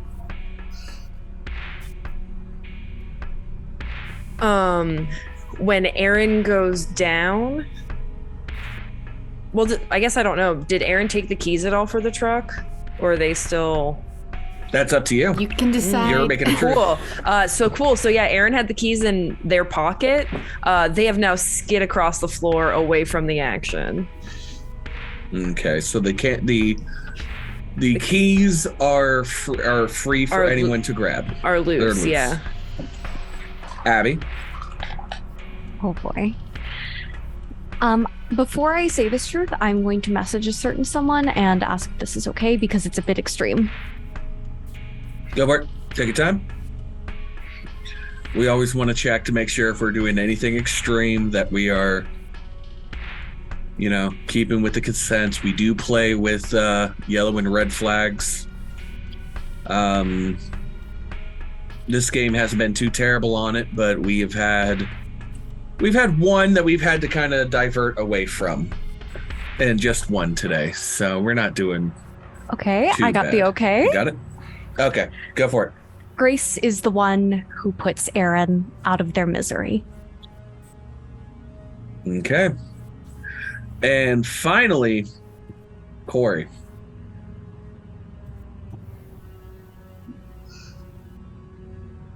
We can hear again the zombie horde just barely on our peripherals. Sounds good. All right. We have said our truths. And everybody, with Aaron one last time, these things are true. The world is dark. And we are still alive. For now. Thank you very much. Minus Yeah, minus 1. We're 0.5. We're 4.5. Aaron is screaming. Well, not really screaming anymore, but the face of pain and suffering is on his face. It looks like he wants to say something, but there's nothing left here. As the skin and the tendons get ripped, you notice that there is already black pus and phlegm coming from the wound. There's already it coming from his leg. And now, because everybody's seeing the situation, they are seeing his blood have the same thing on his arm. The zombie is still moving.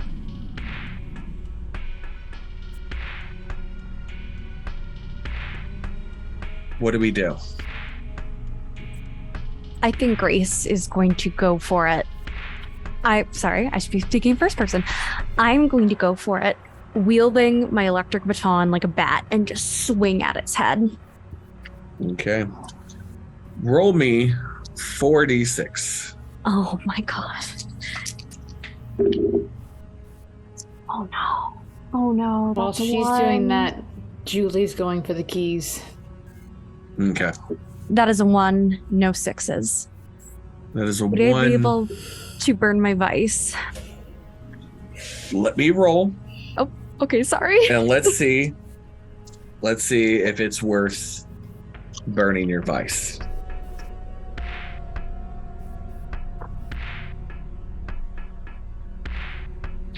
I have rolled 0 6s. So if you want to burn your vice and re-roll that 1, this is your turn. You can also take creative control and we still put out a candle, but you can finish the turn. So it's up to you. You want to roll your vice? I would like to roll my vice, Okay. which is compulsive. All right, here goes. That's a 6. That's a That's a success. 6. Grace, go ahead and tell us how this goes down. Grace has this, as I'm approaching this situation, I think I'm going to save Aaron. But the moment I see this thing's teeth dig into their throat and just rip it viscerally, I have that moment where I freeze up. And then it turns its gaze towards me. And all I can think of is how I just want to beat that thing's face in. And that is what Grace is going to do. She is just going to hit this thing in the face, even after it stops moving, until someone stops her, because this is just... I'm so done. I'm so done. I'm so done. Shut up, shut up, shut up. And just fully beating it, even after the battery has expired. Okay. So she hits it once with the stun baton, zaps it. It kind of goes down a little bit, but the electrical part doesn't really work that well. Grace still holds it though and just starts beating the brains in of this zombie.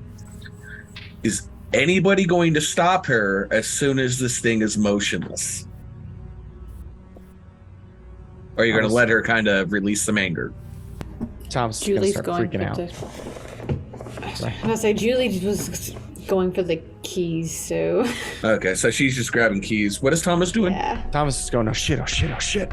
He starts backing away and he starts kind of going into himself and just like, this may be too much for him. And he just starts backing away, backing back into the actual gas station proper. And Sylvia? Oh yeah, no, Sylvia was probably looking for those keys, and if she sees Julie going for them, she's watching what Julie's doing. She'll let Okay. Grace beat the hell out of that zombie all she wants. We Get love your first supporting rushing out, people and girl. stuff. Yeah, right? I don't know. Do what you gotta do. Okay. So Grace is just going to keep on beating. However, I'm going to need another roll to stop the beating.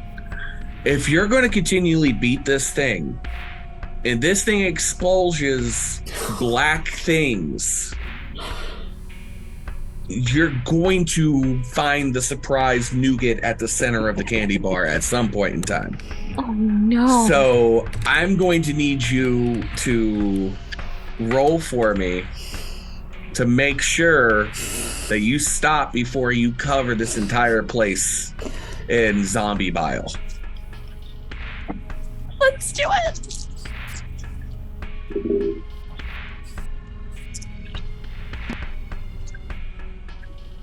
No sixes, no ones. No sixes and no ones. That is an automatic fail. Aaron, you are in pain. You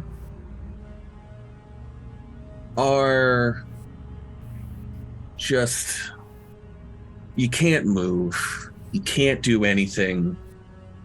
And the pain subsides as well as your consciousness. So the Vicodin is finally kicking in? That and death. Oh, I was hoping for the other one. I would hope so. Maybe the Vicodin helped a little bit on it. Yeah. Grace, as you finally stop, you notice that you wanted to help Aaron. You said as a truth that you would end Aaron, but you will not do that as him being a human.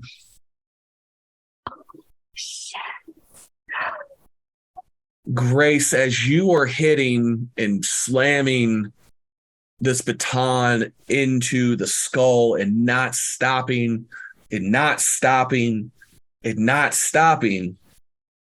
black phlegm, we're just going to call it, covers the area.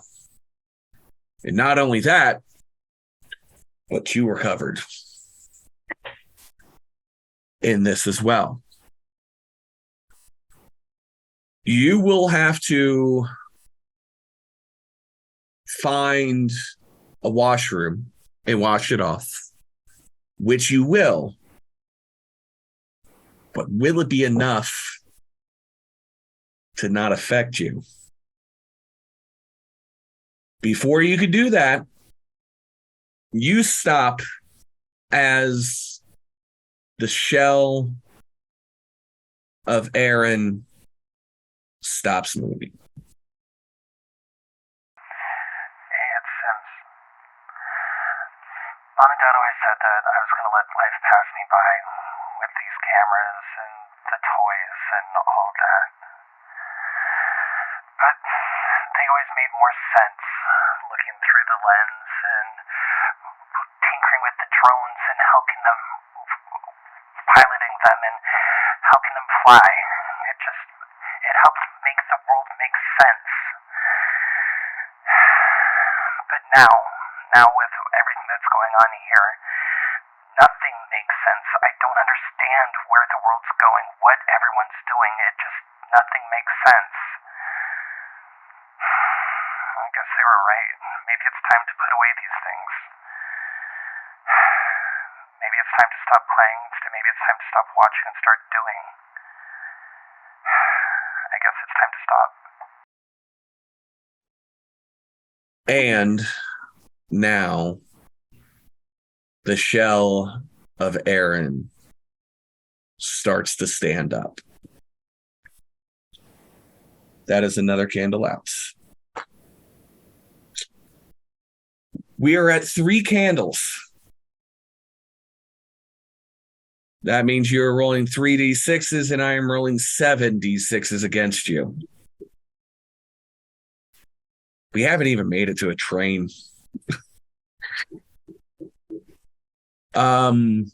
We have a zombie horde that is heard in the distance. We have Julie grabbing the keys. And we have lost a member of the party. Let's go through our truths. We will start with Corey.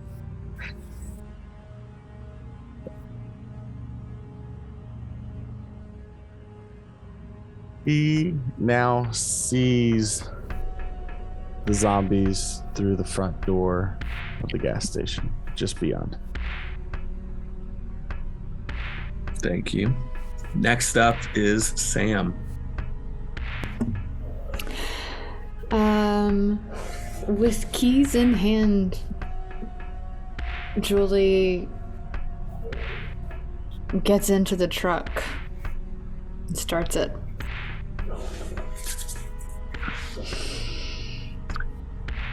And I have the last truth.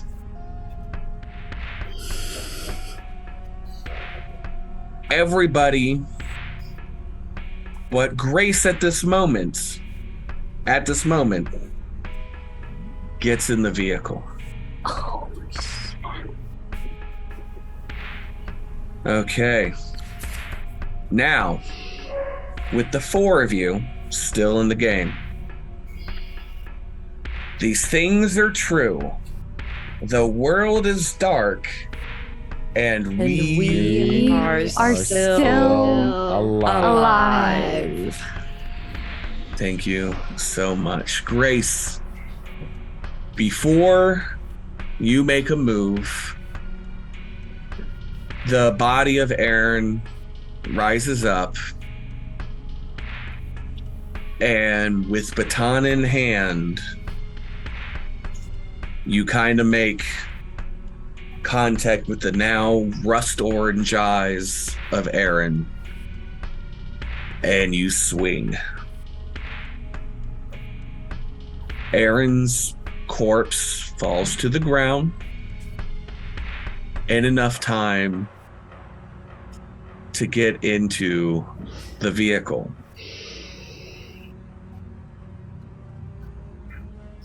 As long as everybody's in right now. Julie, you're the one behind the you're the one behind the wheel. Mm-hmm. What are you doing? Getting the fuck out of here. There we go. The garage door is still closed.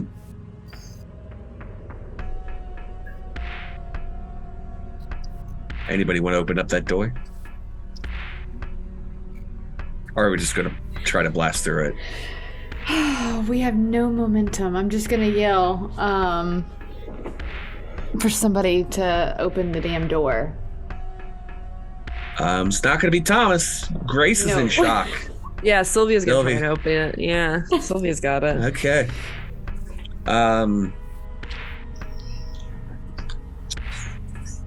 Let's go. Let's see what happens. 3d6. Okay, that's a 6 and a 1. It's a 6 and a 1. That's good. That's good.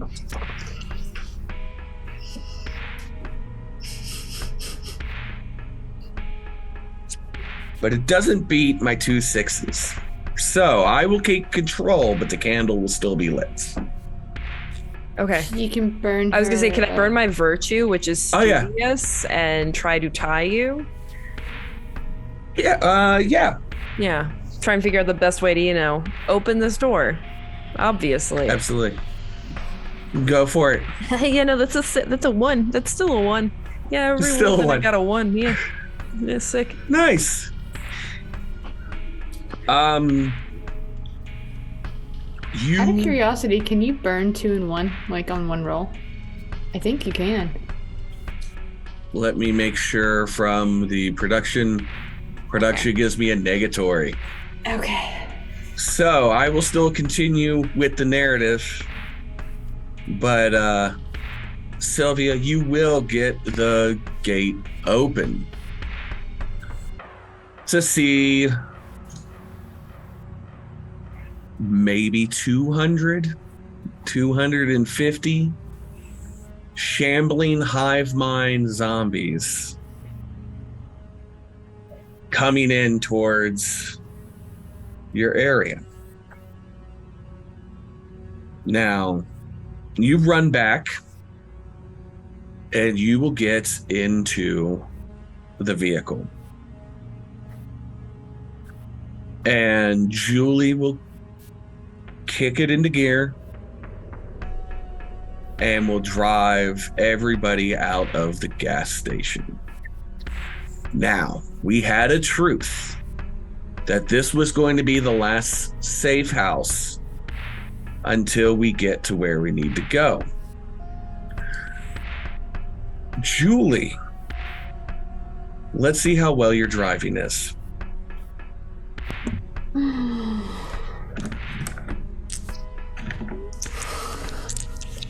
If I fail this, I'm blaming it on the Vicodin that I took. I don't think Fair. it's good for you. How many dice do I get right now? 3. Oh, fuck. Yep.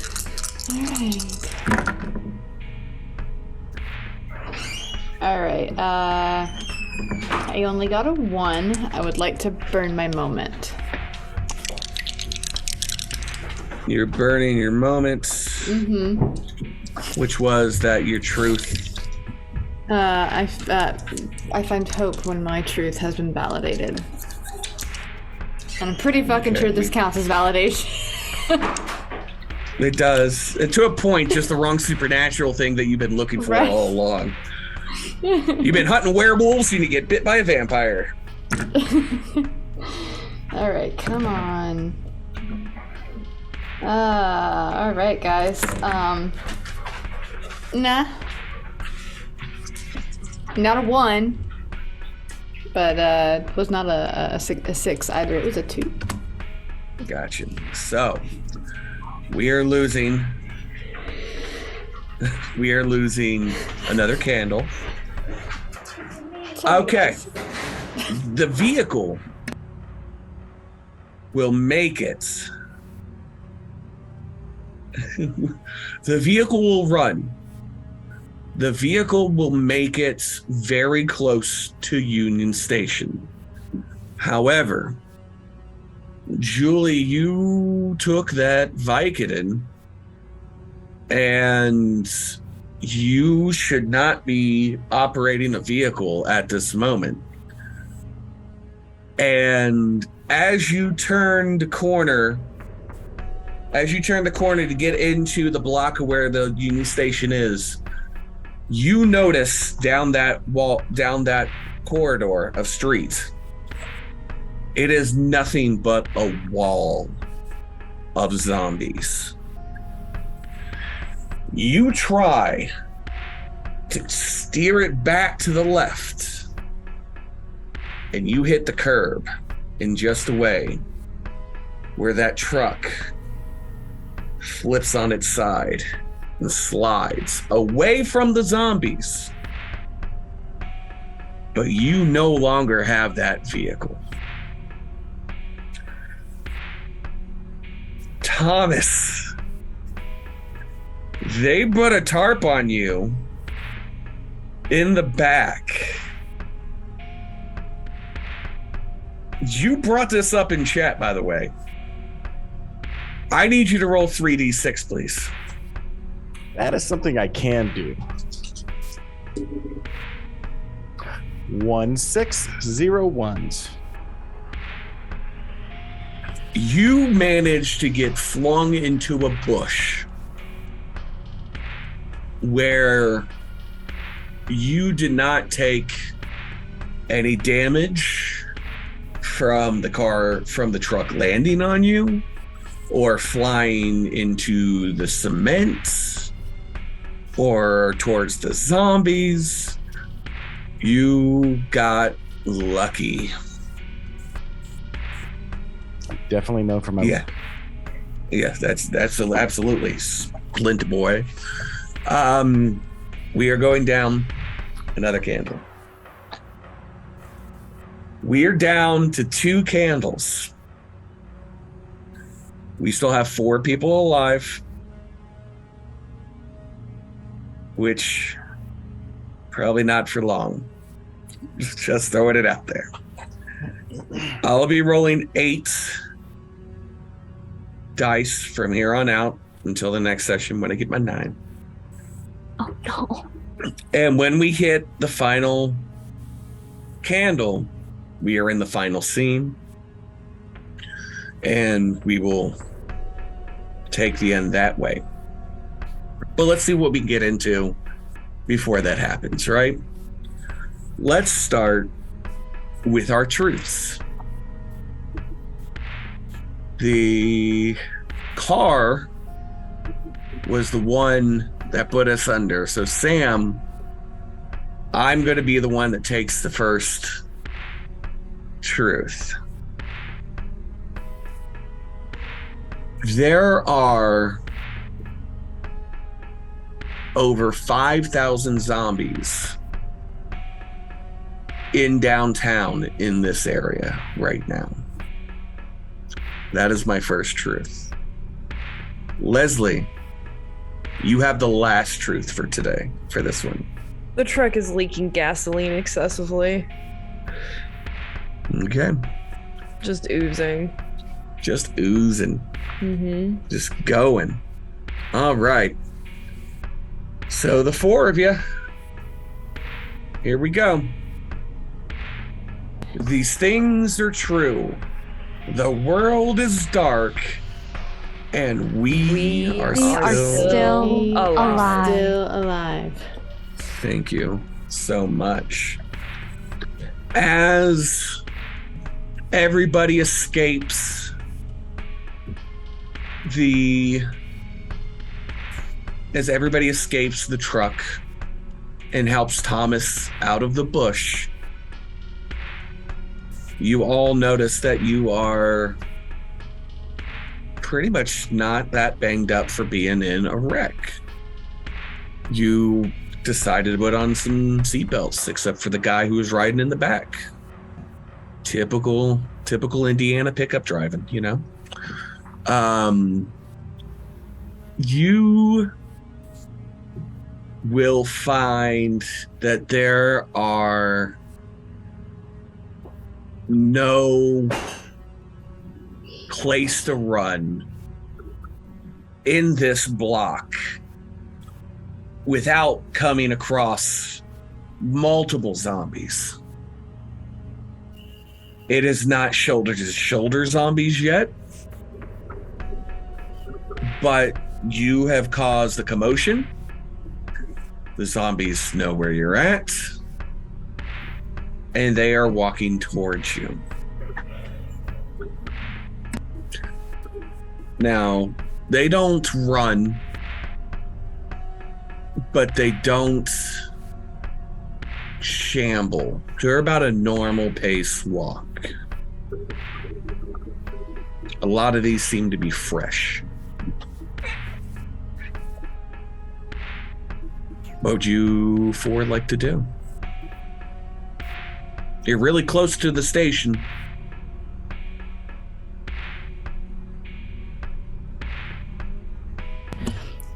Julie's gonna take the rest of the Vicodin, because if I'm gonna get eaten by zombies, I'm not gonna fill it. Good call. Thomas, you see Julie pop Vicodin out of her pocket and just down him. Mr. Sprained Ankle guy.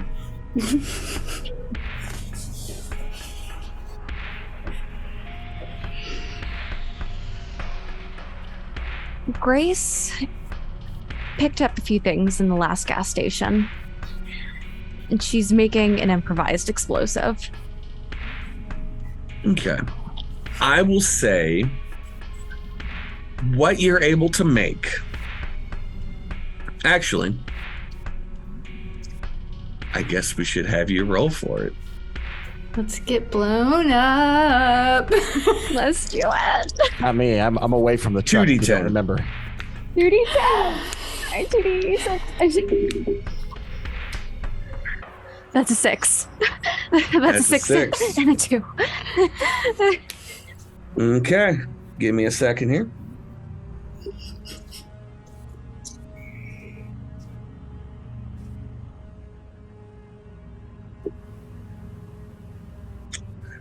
You have a success, but I keep narrative control.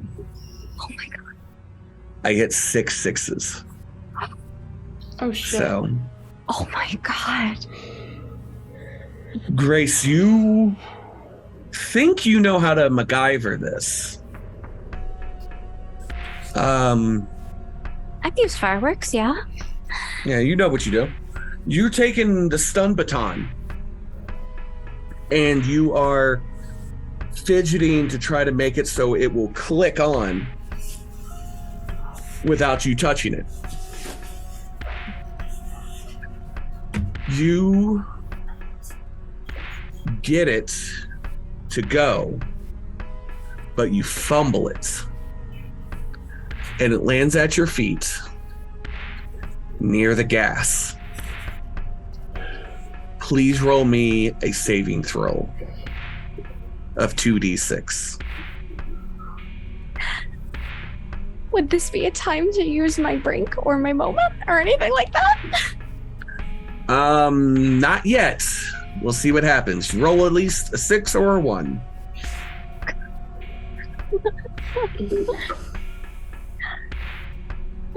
6 and a 3. 6 and a 3. You run.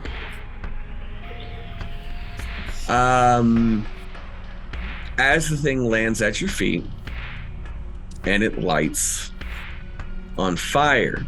Now, before the big boom boom, Thomas, Julie, and Sylvia, Grace didn't tell you her plan. She just did it. I need a saving roll from each of you. Now, how far away was I thrown away from the truck? That's my real question, you know? Not far enough. Just 2? Just 2. These are saving throws. I've rolled a 1 and a 5. You rolled a 1 but just a 1. and no 6. Nope. I rolled a 1 and a 2. Okay, and Thomas? A 2 and a 4. Okay. Sylvia, Julie, would you like to burn a vice, a hope, a brink? I have my vice still. I do too. Would you like to burn those right now to stay alive, or keep with the roll? And I'm burning mine. Yeah, I'm burning mine. Yeah, I'm detached is coming in. Okay. So detached and spineless.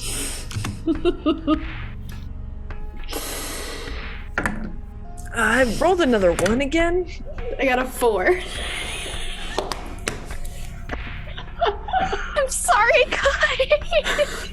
I knew it would be Grace. I knew it. We technically don't lose because we burned those cards. It's just he now gets to tell us what happens.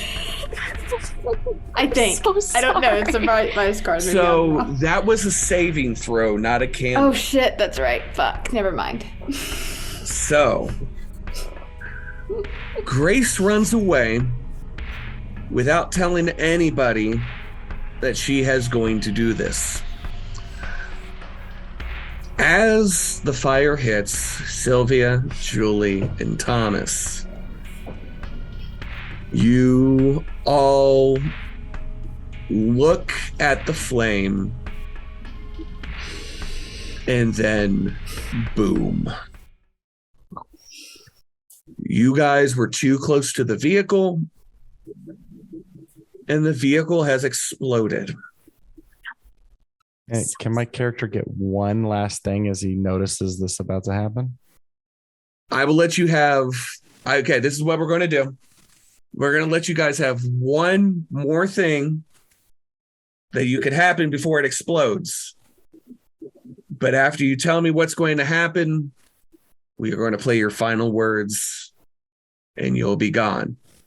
Thomas, what is the last thing that you do before? You only have a couple of seconds. I close my eyes, I breathe, and I say, I'm sorry, Christine. And just one final tear. Okay, and your final words will play now. Hi, I'm Thomas. I'm Thomas Rhodes. I just wanted to say that I'm sorry. I'm sorry I didn't do more with my life. Christine, when you passed away, I just couldn't handle it. Couldn't. I lost who I was, and I couldn't make it back. I'm just so sorry that I couldn't live that life that you wanted me to live. Letting go just didn't seem like a real option. I kept that stupid voicemail I found on my phone. I listened to it. Keep going, but I know that it was holding me back. I see that now. I do. I really do. I see it. Now I know. It's a little late, but I did get there. Like I don't know if there's an afterlife or if I did enough to earn it or I don't know. But if there is, I guess I hope that I get to see you again. Julie, you have a couple of seconds before everything kicks off. What goes through your mind? She's just gonna look around as she's walking towards the truck, because there's no way I'm getting away from the truck. Might as well get as close as possible so that there's as little possibility as for any kind of like lasting painful moment. So looking around as she's going towards it and just like, this is as good of a spot to haunt as anywhere else, I suppose. Boom. Quick and painless for Julie as your last words.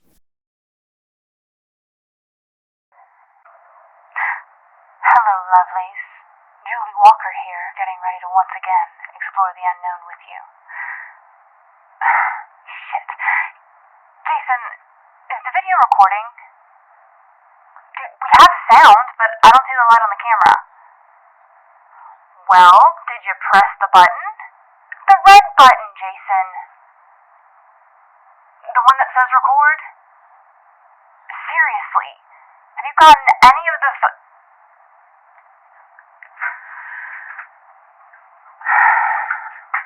Hello, lovelies. If you're hearing this, and you have no idea who Julie Walker is, then clearly I didn't live up to my aspirations within the paranormal world. On the other hand, if you know who I am, then either I became the badass heroine of the story, or I am now a known entity, and therefore I succeeded in my aspirations. Nonetheless, let this message serve as my I told you so. Yes, I'm petty. Those who know me and journeyed into the unknown with me already knew. Anyways, to those who laughed at me for chasing the unexplainable, for believing. Fuck you. Sylvia, I think what was the Sylvia's last thing that goes through? Yeah, I think Sylvia briefly looks at the revolver that's in her hand and looks to throw it to Grace, and then thinks for a moment and goes, never mind, and empties the bullets out and just drops the gun. Oh, no. Oh, Grace, you see Sylvia second guess helping you out right at the end. And she just shakes her head. Sylvia's doing this while on fire from the explosion. She goes to throw, stops, drops the bullets, and collapses. I always knew I was gonna die young, or early, however you want to think about it. I thought it'd be quiet, peaceful, alone. Not a whole lot to say about it. Never really thought it would have gone quite as bombastic as this, but I always did like putting on a good show. I guess to whoever finds this, no. I guess whoever finds this, if you find a saxophone player and a trumpet player somewhere else in Indianapolis, let them know they were the best couple of years of my life. Well, they were going to follow. We are down to the final candle.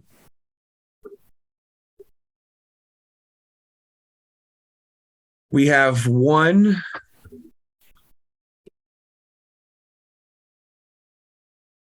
Actually, no. Wait a second.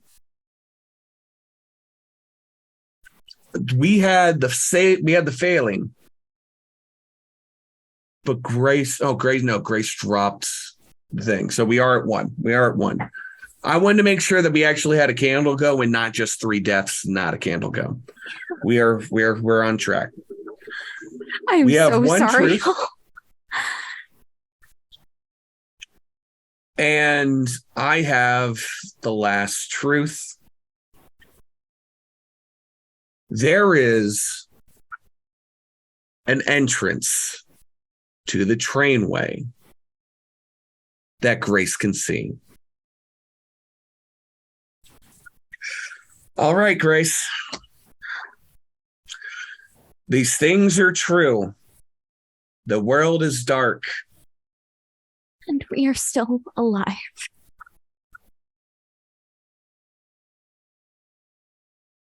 Grace, by the grace of something, you got away from this explosion. You see what happens behind you. Everybody in the past 15 minutes has wiped out. Aaron, before you left, it was only a 10-minute drive to get where you need to go. Traffic's nowhere to be seen. You were on a straight street that took you all the way downtown. Everything was moving smoothly. And then catastrophe happened. But there's still hope.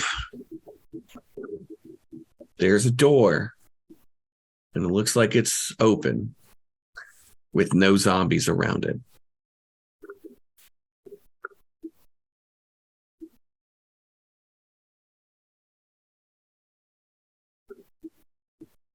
I am assuming you're going for the door? Absolutely. Okay. You will make it in. You will close it. You will jam it. And you start walking up these stairs that look like it's kind of like a fire escape for the station. And you climb up and notice as soon as you get on top, the way that Union Station works is the platform sits on top of the building and is actually not on the road, but above it. So you climb up to get to the station that sits up top around the second story. There is nobody or no thing on the platform, but there is a train.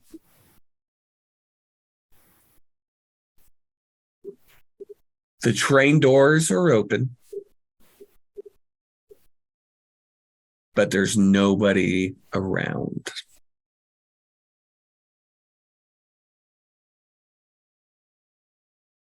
What does Grace do? Silently, and I imagine holding one of her arms, which probably got scraped up in the crash, she walks stoically towards the train door. Towards the train door. And you get on, and you notice the train has zombies on it. Not only is there one in there, but as soon as you step, you have one right at your spot in front of you. What does Grace do?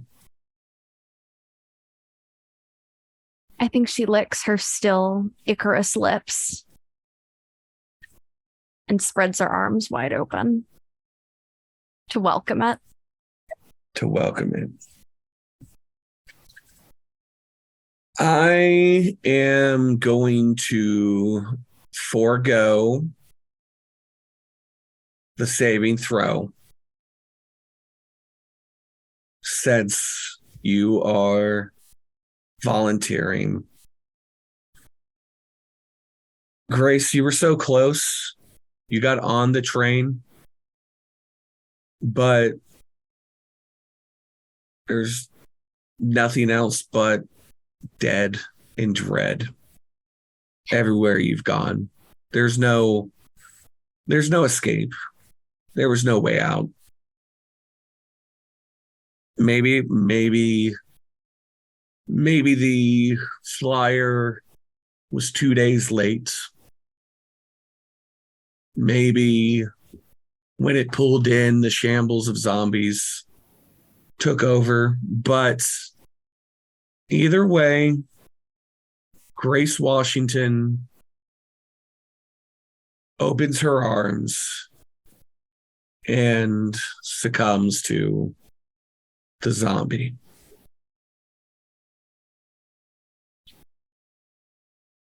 And with that, I put out the last candle. I don't know who's going to find this, but please make sure it gets to my mom. Her name is Diane Washington, and she lives in Beaverton, Oregon. Hi, Mom. So, things aren't okay here. I don't know what's happening back home. Things haven't been okay here for a while now, and I don't think I'm going to get out of it alive. I just want to say that you were right about moving out. The city was going to be dangerous, and I shouldn't have gone away so far from home because something bad was going to happen. I just didn't think it was going to be the end of the world. I was doing everything right. You would have been so proud of me. I had the apartment. I had the grades. I even got that scholarship. And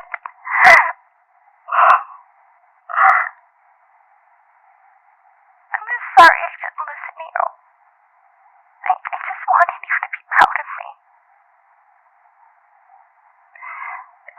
die right.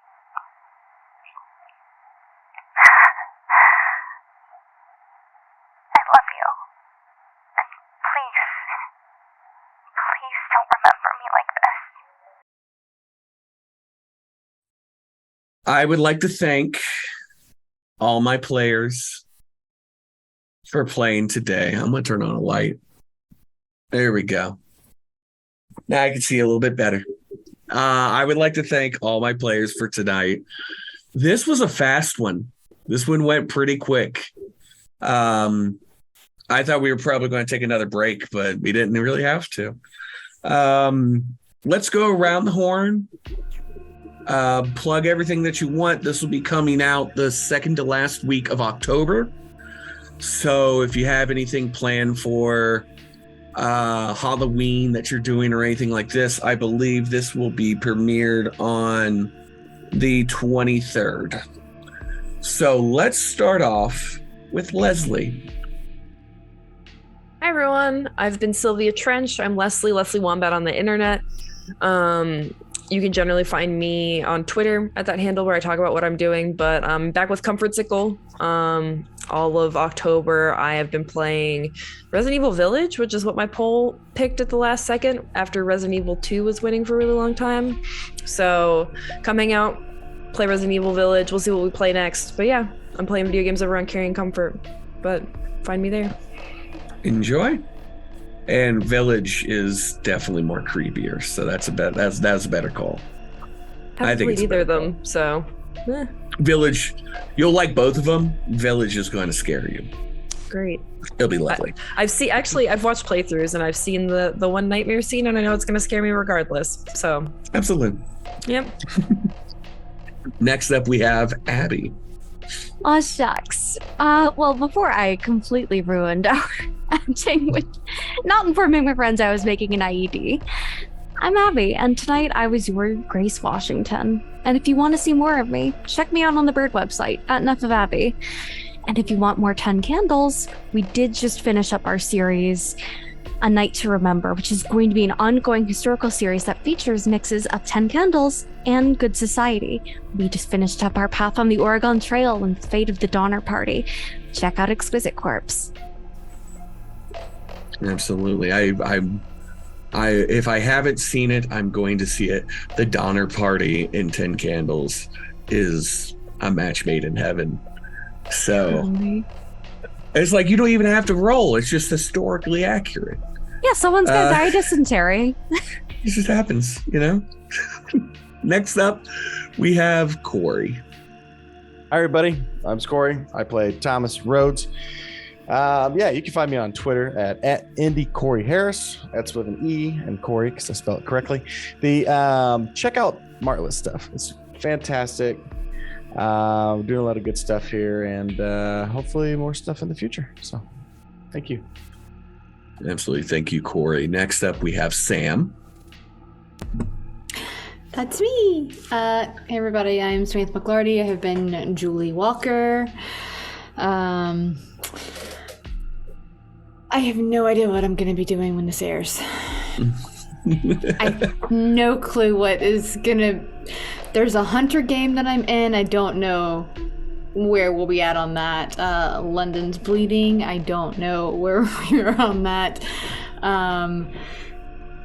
I think there's a bunch of other stuff going on. I just don't know when anything is going to be airing or if it has already aired, because there's been, life happens, delays in schedules, weather, all kinds of shit like that. So absolutely.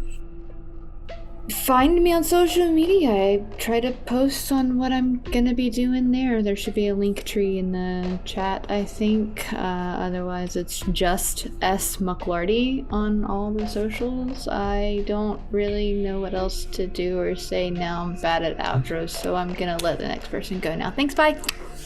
Gotcha. Next up will be Justin. Hey, folks. I'm Justin. I was playing Aaron. I don't have anything to plug. So, yeah. Thanks for watching.